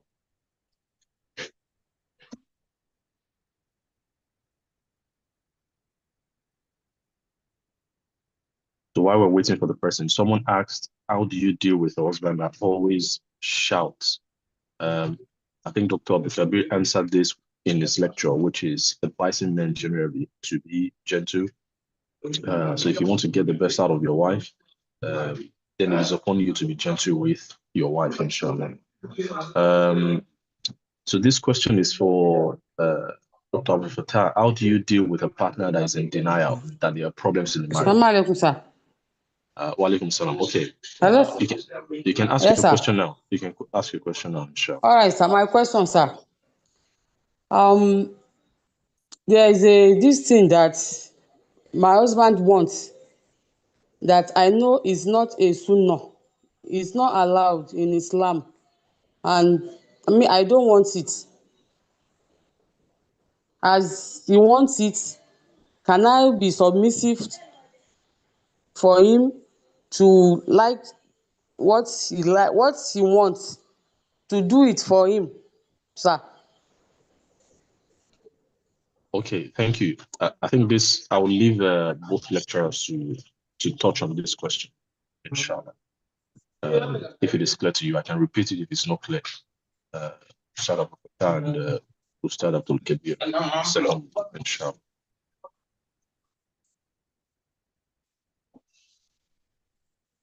Hello? All right, let Ustaz address this matter. Okay. Ustad Abdul Kabir, are you with us? No, Jazakumullah khair. Assalamu alaikum. Wa alaikum salam. Yeah, I briefly mentioned that the obedience of a woman to her husband is not absolute. It is bounded by two things. Number one, it has to be within what has to do with the marriage. Number two, it must not violate the laws of Allah subhanahu wa ta'ala. So if your husband is requiring something that is not permissible as far as Allah subhanahu wa ta'ala is concerned, then the wife is not bound to obey him. It will even be haram for her to obey him. So suppose a husband decides that what he wants from his wife is anal sex. She is to reject this from the husband. So what is haram? There is no obedience as regard that. لا طاعة لمخلوق في معصية الخالق إنما طاعة في المعروف. Obedience is only in that which is good and allowed, not in what entails the disobedience to the Creator. So may Allah subhanahu wa ta'ala rectify us all. Wallahu a'lam. I mean, barakallahu feek. To the sister, is it clear? Is the answer clear for what you need? I'm avoiding giving too much information, personal information on this forum. So it may be something you need to ask privately. If it is so, inshallah, let us know. Barakallahu feek. So we'll continue taking the questions, inshallah. So how do you deal with a partner that is in denial that there are problems in the marriage? So perhaps the wife recognizes that there are problems, but the husband doesn't acknowledge. How does one deal with this case? Set up for that for All you. right. Assalamu alaikum. When matters come like that, some things may not just be so interesting to a man. He may not see any big deal in it. And denial or no denial, let us understand first and foremost that men and women are not the same. They don't think the same way. What you consider to be a big issue is minor to him. What you think is important is not important to him. He doesn't even want to bother himself about certain details about some things. Some men are like that. Some men, they don't do details. And no matter how much you report a case, he will just be dragging his feet. It will be there for 6 months. He has not done anything about it. Even if a bulb should blow out and you tell him to change, he will be like, well, there are other bulbs now. Why do I have to start climbing to fix that one? That's just a prelude. However, if it's a very serious matter and he doesn't see anything important about it, you as a woman, you also have the right to be heard. You also have the right to express yourself, to talk about what you want, what you need, what you mean, what you expect, and what is required from your husband in ways that he can understand you. However, if this becomes serious in your eyes, the Quran says, وَإِنْ امْرَأَةٌ خَافَتْ مِنْ بَعْلِهَا نُشُوزًا أَوْ إِعْرَاضًا فَلَا جُنَاحَ عَلَيْهِمَا أَنْ يُصْلِحَا بَيْنَهُمَا صُلْحًا وَالصُّلْحُ خَيْرٌ وَأُحْضِرَتِ الْأَنْفُسُ الشُّحَّ.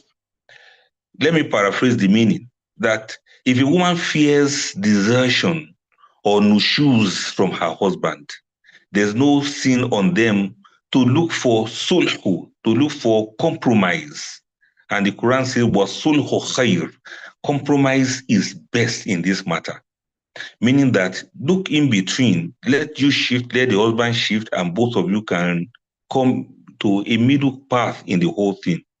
But if it still doesn't work, then you have to report him to people who can talk to him. And that's why we always say a woman should have a wali, or you have people around that can intervene, not interfere, but intervene in your matters. The Quran also says, وَأَمْرُهُمْ شُورَى بَيْنَهُمْ. What makes the ummah to tick is because we do shura amongst ourselves. We have mutual consultations. These things like this, what do you think about it? Assalamu alaikum, I need your advice about so and so thing. Or, Sheikh, please come to our house. We have an issue. We want you to help us look at it and give us a balanced view about it. Islam and marriage cannot go without consulting those who know better than us. So I wish that husbands and wives will not be so all-knowing, astaghfirullah, to the extent that they don't like anybody to advise them. They don't want anybody to speak to their matters. Look, the wisest of all people in this world, they have people who advise them. So I want to encourage the woman, rather than bottle up resentment and be very angry with your husband that is not listening to you, get somebody that he can listen to. And I want to throw this challenge to the couples that, look, let the wife say, okay, my husband, in case if there's anything that you need to tell me, I'm not ready to listen. This is the person. You mention somebody, mention my matter to this person. This person can talk to me no matter how angry I am. The other way around too. So when there's issues like this, I need you to be calm, involve people that can address your husband, possibly speak to both of you and what have you. And inshallah, you'll be able to see a way out of the situation. It may just be existential things, may just be small things that you need to just calm down. And whoever is just, hakama min ahlihi wa hakama min ahliya, a just person from his family, an upright person from her family, they can come together and discuss about this matter and advise both of you on what is best to do. The essence of it all is we should all be humble enough to seek advice. And when they advise us, let us look at the best of it and be very, very pragmatic about it. Not arrogance, not stubbornness, not obstinacy, but that humility of a believer that is ready to make changes whenever he is corrected. Thank you very much. Barakallahu feek. So there's someone with a username Samsung SMG9. You have your hand raised, so you can ask your question now. Jazakallah khair. Assalamu alaikum. Thank you to both of the sheikhs. I really enjoyed this topic. My question is for both of you. So I have a friend who has decided that her marriage is not working out, and she's now in her idda period. That's how far things have gone. But the issues that she explained are just one example, without trying to expose people's marital problems, is that she goes on holidays without her husband, and he does not like it, but she is okay with that. And part of the issues that is causing divorce is that she thought they agreed to disagree, that if she's going on holiday, she doesn't have to include her husband. So for me, I discussed it with my own family, and I know Islamically that, you're not really supposed to do that. Go to anywhere without your husband's permission, or like exclusive permission that and he's happy with you to go. But in her case, that was one of the things that caused their divorce. And for me, there's nothing I can say or do to bring this couple together. They've decided to divorce. However, moving forward, is it okay? Is it advisable for me to tell her the truth that, you know what, this thing that you did, I don't think is correct, because if it's not making your husband happy with you, you should not be doing it. So as a matter of like self-reflection, growth, is it advisable for me to be honest with her? I'm her friend, I support her. However, I don't agree with everything she's doing, and I just want her to learn and do better. Should I just mind my business, or should I say something? Salam alaikum. That's all. Whoever wants to go first. Yeah, sure. Assalamu alaikum. Sorry, I just the way she asked the question just got me laughing. That I really commend your concern about these people, about that couple. Incidentally, they are no longer married together, so it may be like medication after death. However, you can tell her the truth if she's ready to listen to the truth. You cannot impose your truth on people. Some people are just carved out that way.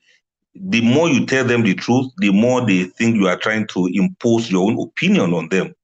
So for such people like that, honestly, at a point, you just leave her to be whatever she wants to be. You cannot fix people. You cannot guide people all the time.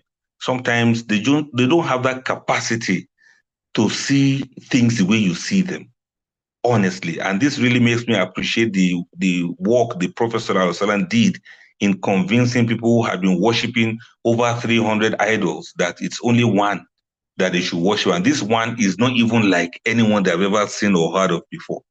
So in my own little opinion, I would like to say, well, don't expend your energy on her if you feel she's not going to see reasons with you. And just let some people be. With time, they will learn from experience, either of theirs or of those of others. However, if she seek your opinion on this matter, you have the duty to tell her the truth. Whether she's going to accept it or not, you still have to tell her the truth. It's better you tell her the truth and she disagrees with you and later come to thank you than for you to deceive her the way maybe many other friends have not been telling her the truth, and only for her to regret it at the end of it all. So I think you have good intention and you mean well for her, but you can't force people to be good. You can't force them to be happy. So just if your opinion is sought, yes, go ahead and give it. But if it is not sought, I remember one hadith of the Prophet, min husni islamil mar'i tarku ma la ya'ni. One of the things that make a person's Islam to be cool is that you leave what is none of your business. So I align with you. Just let's mind our business and people will sort themselves out. Thank you. So I think that answer, I think, is sufficient. the next question, two questions I'll combine for Ustad Kabir, inshallah. So someone is asking, what is the case of a husband that is into zina and pornography? Evidence from the phone. So perhaps the wife has seen evidence of zina or consuming pornography on the phone of the husband. What should a person do in this case? And also someone is asking, you've mentioned that only two things are not permissible in terms of the husband to the wife, intimacy wise, which is anal intercourse and intercourse while menstruating. But this person is asking, what about oral sex? So the husband wants it, but the wife doesn't really want it. What should the wife do in this case? So I'll leave both questions for you, Ustad Kabir, to answer briefly, inshallah. Yeah, Jazakallah khair. Let me, I appreciate the response of Doctor to the last question, but I want to start from there also. When the sister was asking the question, she said that this lady is still in Idda, if I heard that very well. So if she's still in the Idda, it means she's not, the marriage is not over yet, right? It's one of the things I also realize is that I don't think this lady has a very good understanding of Islam. So for you as her friend, I think that you should tell her to consult her youth. And I also think that there are other underlying issues in the marriage. It's not going to be the vacation thing, there are certain other things that are going on. So she should consult her youth so that when they explain to her, somebody she trusts outside of her marriage, maybe she would see reason as to why she should still give the marriage a chance if it's all just the holy age. Secondly, then coming to the question, the first one was please can you remind me? Oh, pornography and zina. Yes. So for me, right, I have three red lines that I think that should make anybody actively encourage divorce. And the first one is shirk. If a spouse is actively involved in major shirk, then yes, divorce should be actively encouraged. The second one is zina, right? And then why zina is very important is that somebody sleeping around is a very dangerous thing for the other spouse. We have a lot of STIs flowing out there, right? If the other spouse, whether male or female, if the spouse is not careful, he or she may get infected, and this is also why divorce should be actively encouraged. And the third one is deliberate and consistent emotional or physical abuse, right? Now, this is an issue of zina. If this man involved in zina is ready to change, right, then yes, it's a different ballgame from somebody who's unrepentant. Now, same thing with pornography. Pornography is lesser, right, but it's also very dangerous. There are two levels basically. If it's just consuming pornography recreationally and it hasn't gotten to the level of dependence or outright addiction, right? It's a different ball game from from full-blown addiction. Full-blown addiction, you will need therapy. You will need professional therapy to be able to survive this. And unfortunately, because of our environment, we're having more and more men involved in pornography. Men are marrying later because they need finances to set up a house and stuff like this. So we need to be able to address it. Is the husband open? Is it open to change? This is the fundamental question. In as much as this husband is open to change and is remorseful, then I will not say you should divorce him.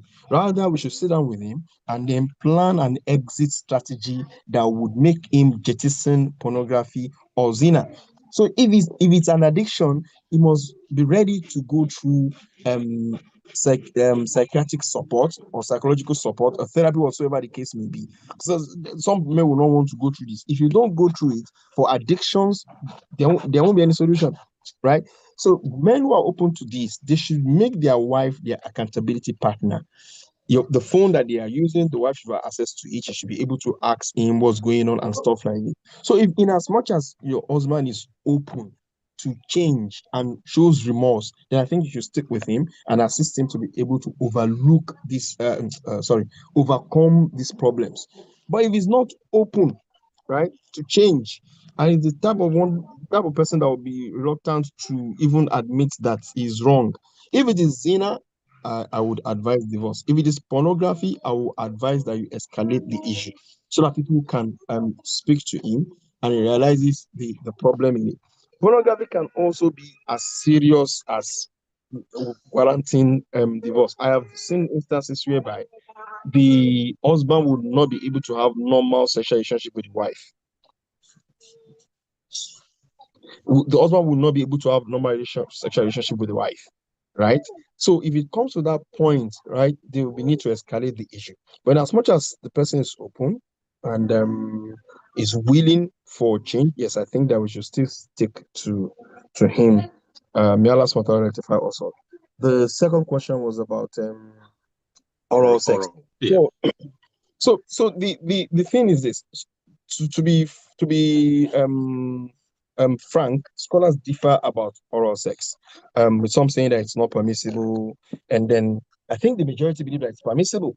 That in as much as it's you don't find a categorical text prohibiting it, then it is permissible. However, this is dependent on individual temperament and taste. An African man or woman who grew up traditionally would likely find this repugnant, right? So the husband has to understand that his wife does not like it, even if he wants it, right? So this is part of the understanding that the husband needs to have and sort of appreciate the fact that this is my wife's opinion on this. It's not part of those things that he can decide to force on the woman, particularly if she's not interested in it.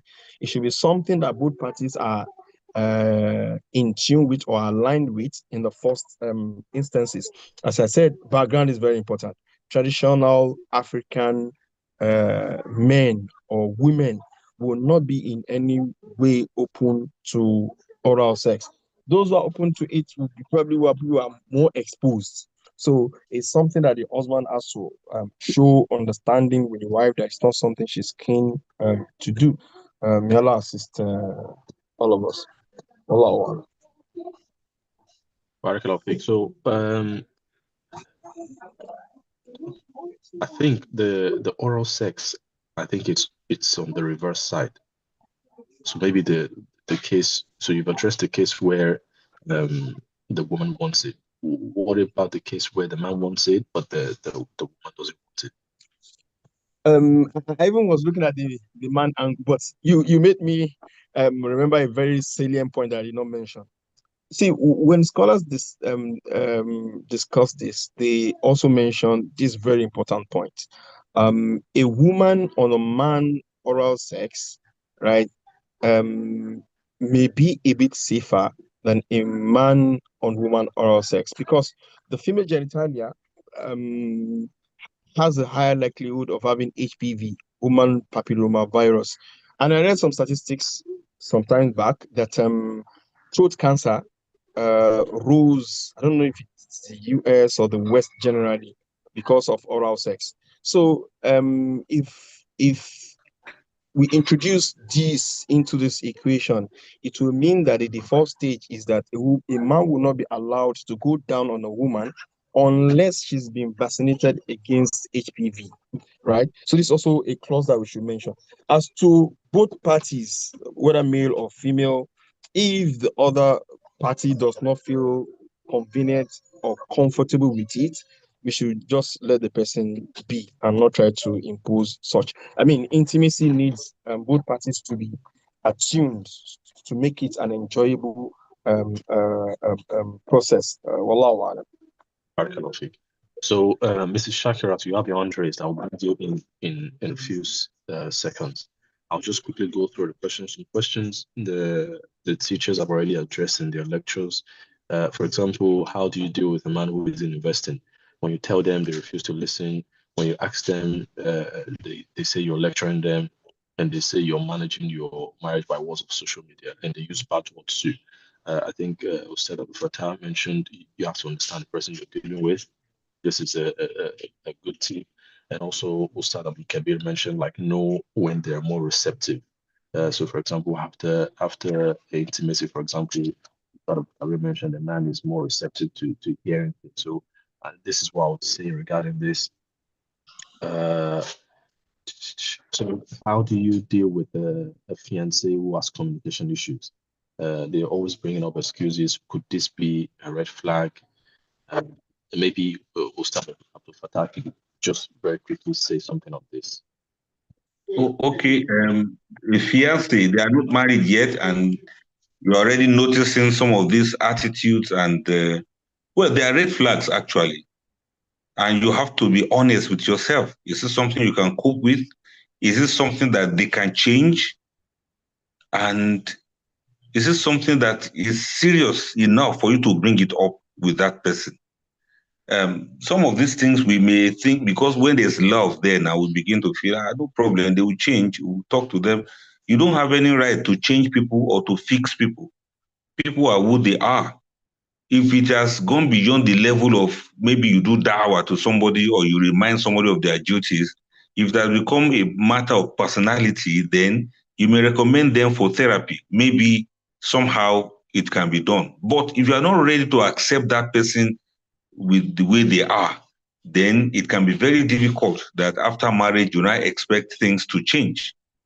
So I think both of you should go for premarital counseling.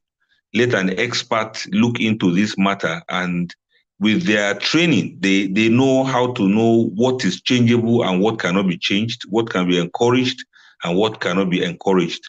I only want you to consult a Muslim counselor who understands the basis of all of these things in Sharia, who knows that, okay, people have their natures, and who, for example, Prophet ﷺ said, if you abhor something in her, رَضِيَ مِنْهَا آخَرَ, there's some other thing you are pleased with.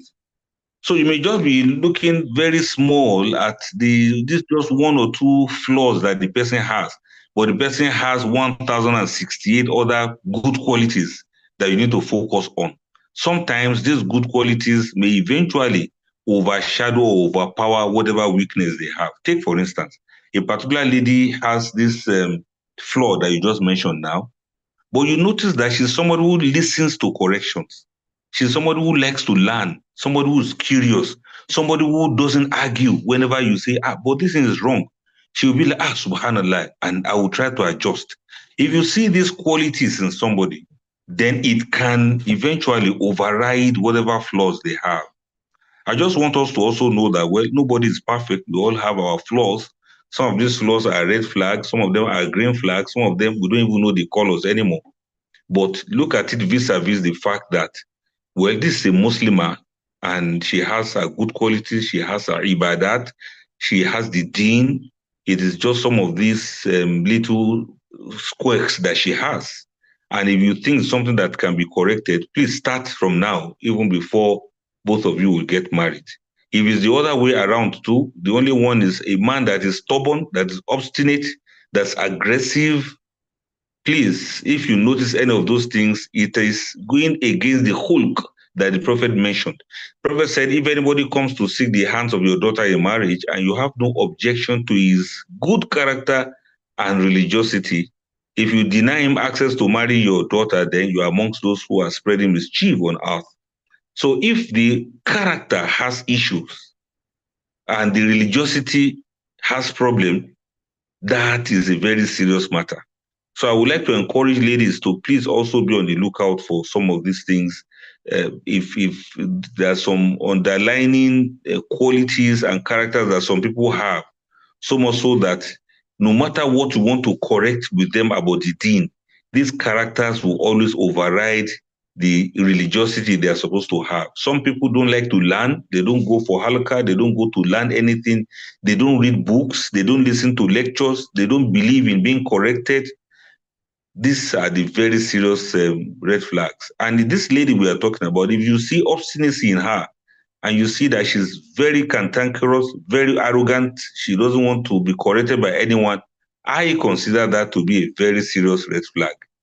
There are many Muslim ladies out there who, whenever they hear Allah and His Rasul, that is all they need to know, and they will be very obedient. There are many good men out there. There are many good ladies out there. You may think that person is not compatible with you, but no, you are the one that's not compatible with that person. Look out very, very seriously. Marriages are the worst thing for you to make mistake about. And may Allah make it easy for all of us to do the right thing. I recommend premarital counseling so that you can get more clarity about it. Thank you very much. So, Mrs. Shakirat, with Samsung, you can come in now. You have your hand raised.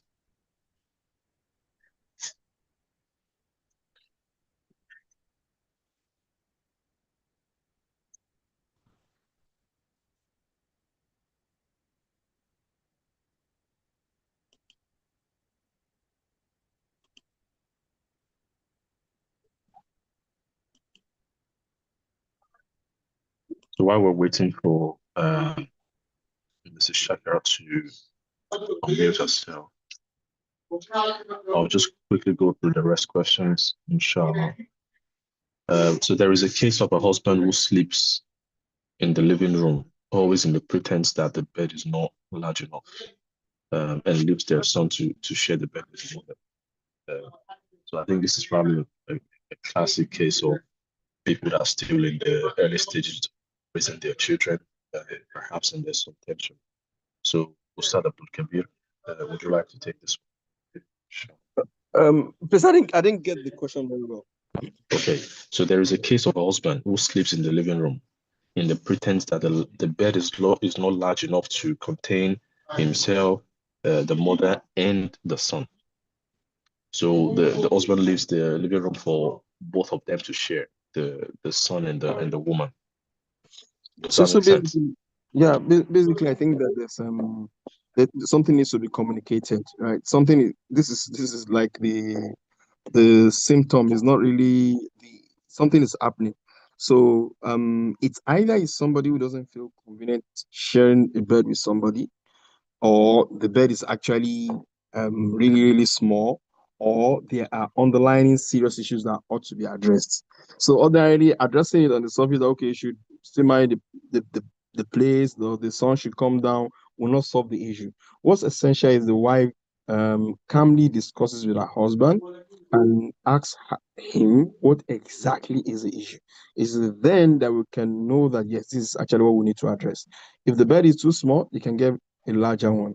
If the child can be put somewhere else, then they can put the child somewhere else. If it has an issue of allowing another person touch him, except so this is the fact of the matter is that we have different human beings with different behaviors. There are people that the only time they would allow another human being touch them is when it's intimacy. After that, naturally they dislike it. So if that is the type of person we married, we just have to adjust to accommodate him. So ultimately I will take it back to the woman, right? That she will need to speak to him and find a way out. So I saw a comment and I just wanted to respond to it. The comment said the highest rate of throat cancer that he or she has experienced in homosexual men, and she added, "Let's be fair." I'm not being fair or unfair. I'm citing statistics that I have seen, right? Um, I don't know if the person is a group. I can go back and copy some of the statistics. So I'm not aware of this homosexual men having a higher rate of throat cancer. So if I'm aware of it, I would have cited it, right? So and that's medical research for you. So if that is the case, of course, I'll give the same ruling that this also applies. But what I am aware of is the presence of HPV more in women um, genitalia. And I even specify that a woman who has been vaccinated against this will not fall under that category. Just I don't wanted to respond to that. It's not about being fair or unfair. It's about citing the statistics. If you are correct, means I've not seen it. If I see it, I'll update my data, and the next time I'm going to talk about it, I'll mention it. But what I'm saying is what I'm aware of. Wallahu alam. So, inshallah, we'll be rounding up soon, so we can start preparing for the start. So there is a case of communication issue long distance, potentially. So the husband is in another country, doesn't really communicate. He's always claiming he's busy. They may not speak in 2 weeks, and it's okay with him. He won't respond to messages, and he's not ready to adjust. And when he's advised or questioned, he lashes out. Start up with a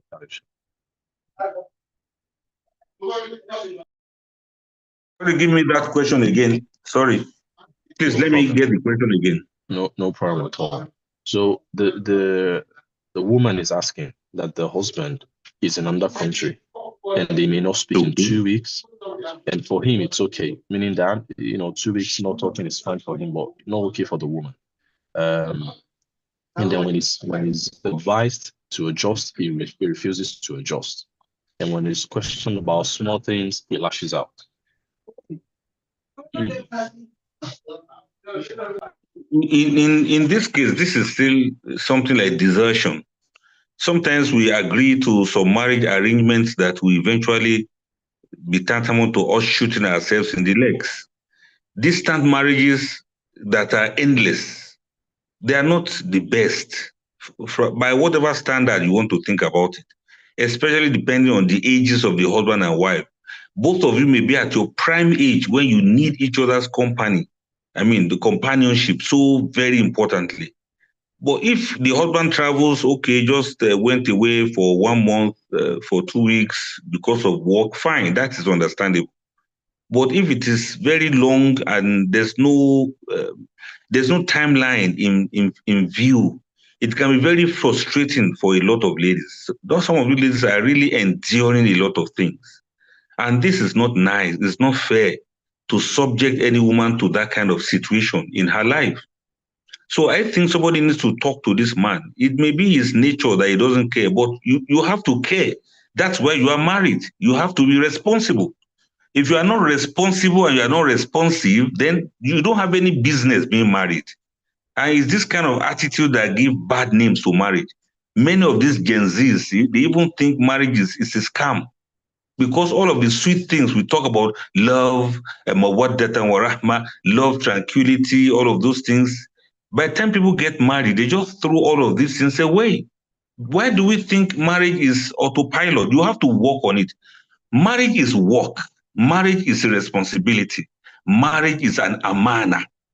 Any man that cannot fulfill this amana should not engage a woman, should not enslave a woman, should not demean a woman, should not oppress a woman. Allah doesn't like oppression. And for whatever reason it is, everybody has to change. Now, if anybody knows how to reach out to this man, they should do wazi for him. They should let him know that, look, you have a responsibility. And so he should take it easy.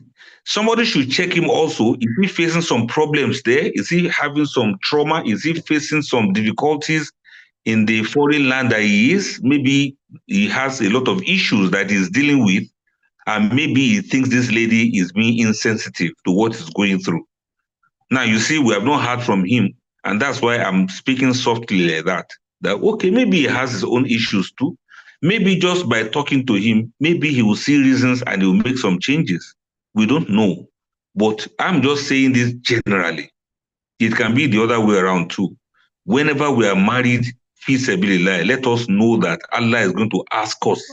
And the Prophet ﷺ called all of us, the men especially, he said, we are shepherds. Kulukum ra'im wa kulukum mas'ul an ra'iyati. All of you are shepherds and you're going to be questioned about your flock. Honestly, it's a very serious matter. This marriage thing that many of us men we take for granted, because a woman agrees to marry you, because a woman is enduring with you, because a woman is taking it easy with you, you now make yourself to be like Firaun. So oppression is haram in Islam. And there's this thing they used to say in Yoruba language, if you tie a goat down, then you have to bring food to the goat. If you don't allow the goat to move around and fend for itself, you have to feed it. So if you marry a woman, it's not just sending money to her. She has the right to companionship. And this is where some women are, they are subjected to some temptations, and only Allah rescues some of them from this hardship of temptation. It is not nice to allow people to wither away like some rotten flowers. May Allah make it easy for all of us to do the right thing.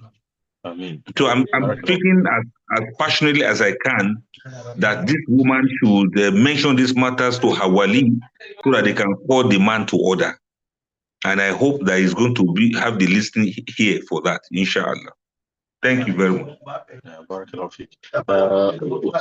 Kabir, would you like to add anything? Because I think this relates to one of the points you mentioned, that in terms of the woman life, which is, marrying for friendship, wanting someone to speak to about issues, whether it's daily issues, weekly issues, etc. So maybe this is where this pain point is coming from. Would you like to add anything to what? No. I think that Dr. Adeyemi has done justice to the response. So finally, there is someone with the username Xeoni mobile phone. You have your hand raised. So if you ask your question, inshallah, we'll make that the final. If nothing super different comes out.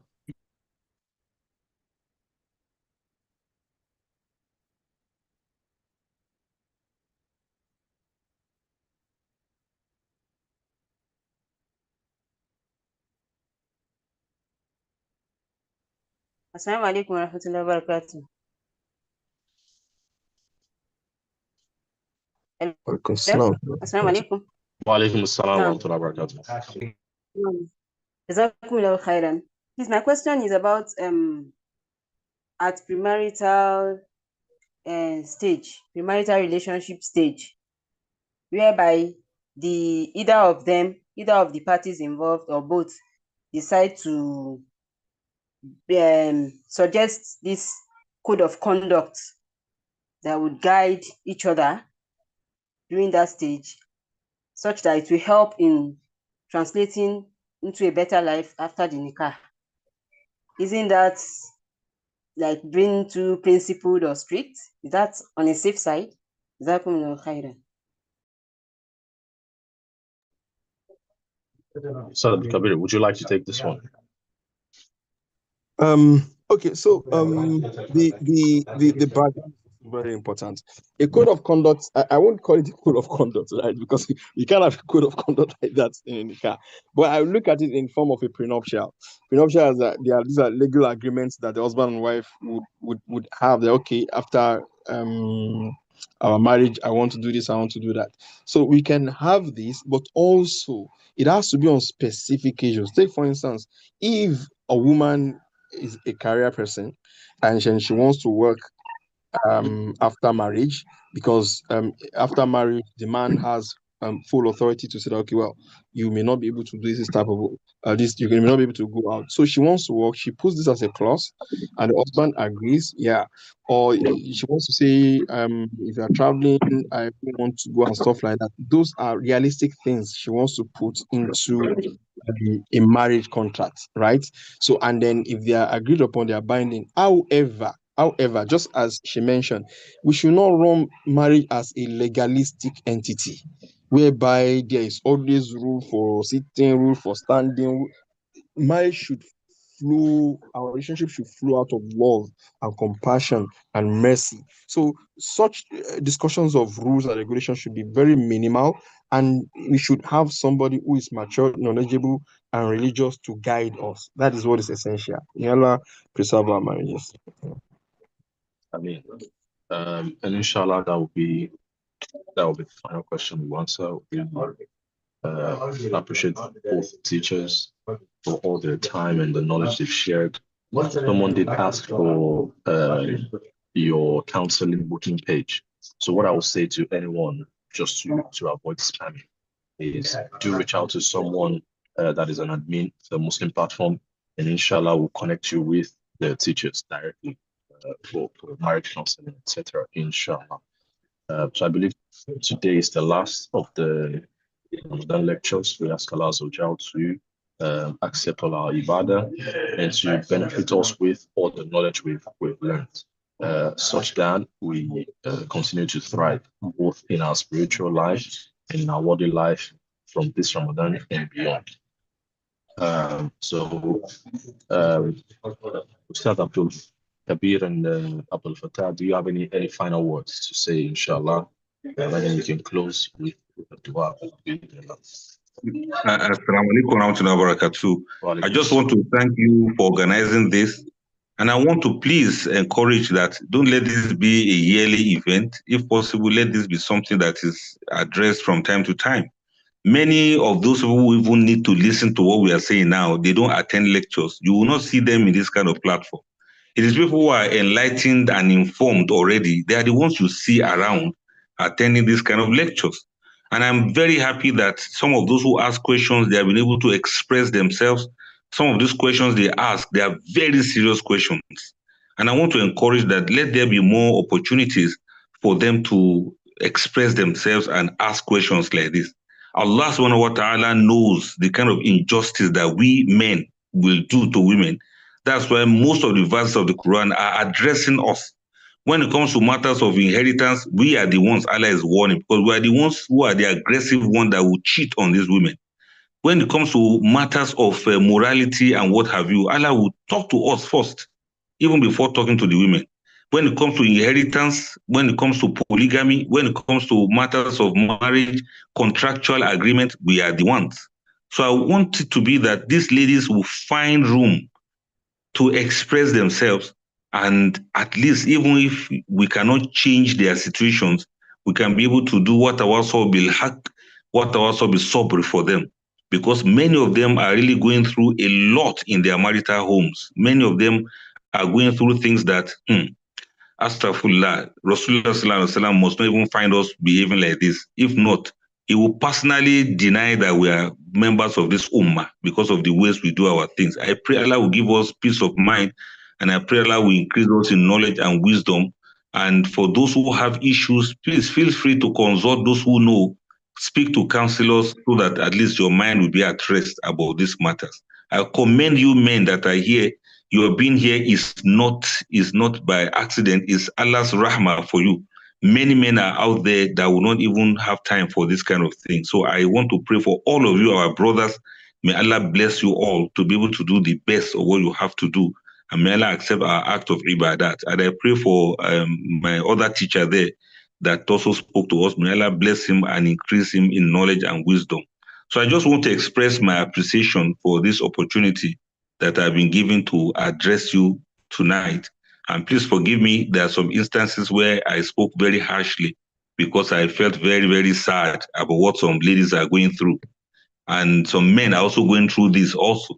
So it pains my heart that at this level of Islam, in this century, where there's Islamic knowledge almost everywhere, some of us will still follow our own selfish desires, will behave like Fir'aun.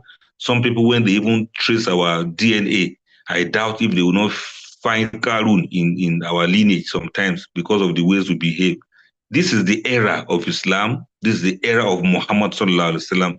Our questions have been answered. We should all submit to Allah and abide by the sunnah of Rasulullah sallallahu alaihi wasallam for us to have the best of marriages, because this ummah is very important and we have to do our best in this regard. Sorry, forgive me for taking much more of your time. Wassalamu alaikum wa rahmatullahi wa barakatuh. Walaikum assalam wa rahmatullahi wa barakatuh. Ustad Abdul Kabir, any final words and closing, Walaikum inshallah? assalam wa barakatuh. I appreciate the opportunity. I also pray for Dr. Adiyemi for his submission. May Allah subhanahu wa ta'ala, reward the effort. May Allah subhanahu wa ta'ala keep the Muslim family together and make our marriages a bliss and not torture and difficulties. Let us have good opinions of ourselves. Let us believe that we all can be better, and let's be sincere. And remember that marriage is not war; it's based on love and mercy and tranquility. And we can make it happen. It's within our capability to do. If we leave our selfishness aside, if we leave our tendency to be unjust aside, we can make our marriages work. May Allah subhanahu wa ta'ala make it work and bless our homes. Inna wali dhalika al-qadr alayhi. Assalamu alaikum wa rahmatullahi wa barakatuh. Walaikum assalam wa rahmatullahi wa barakatuh.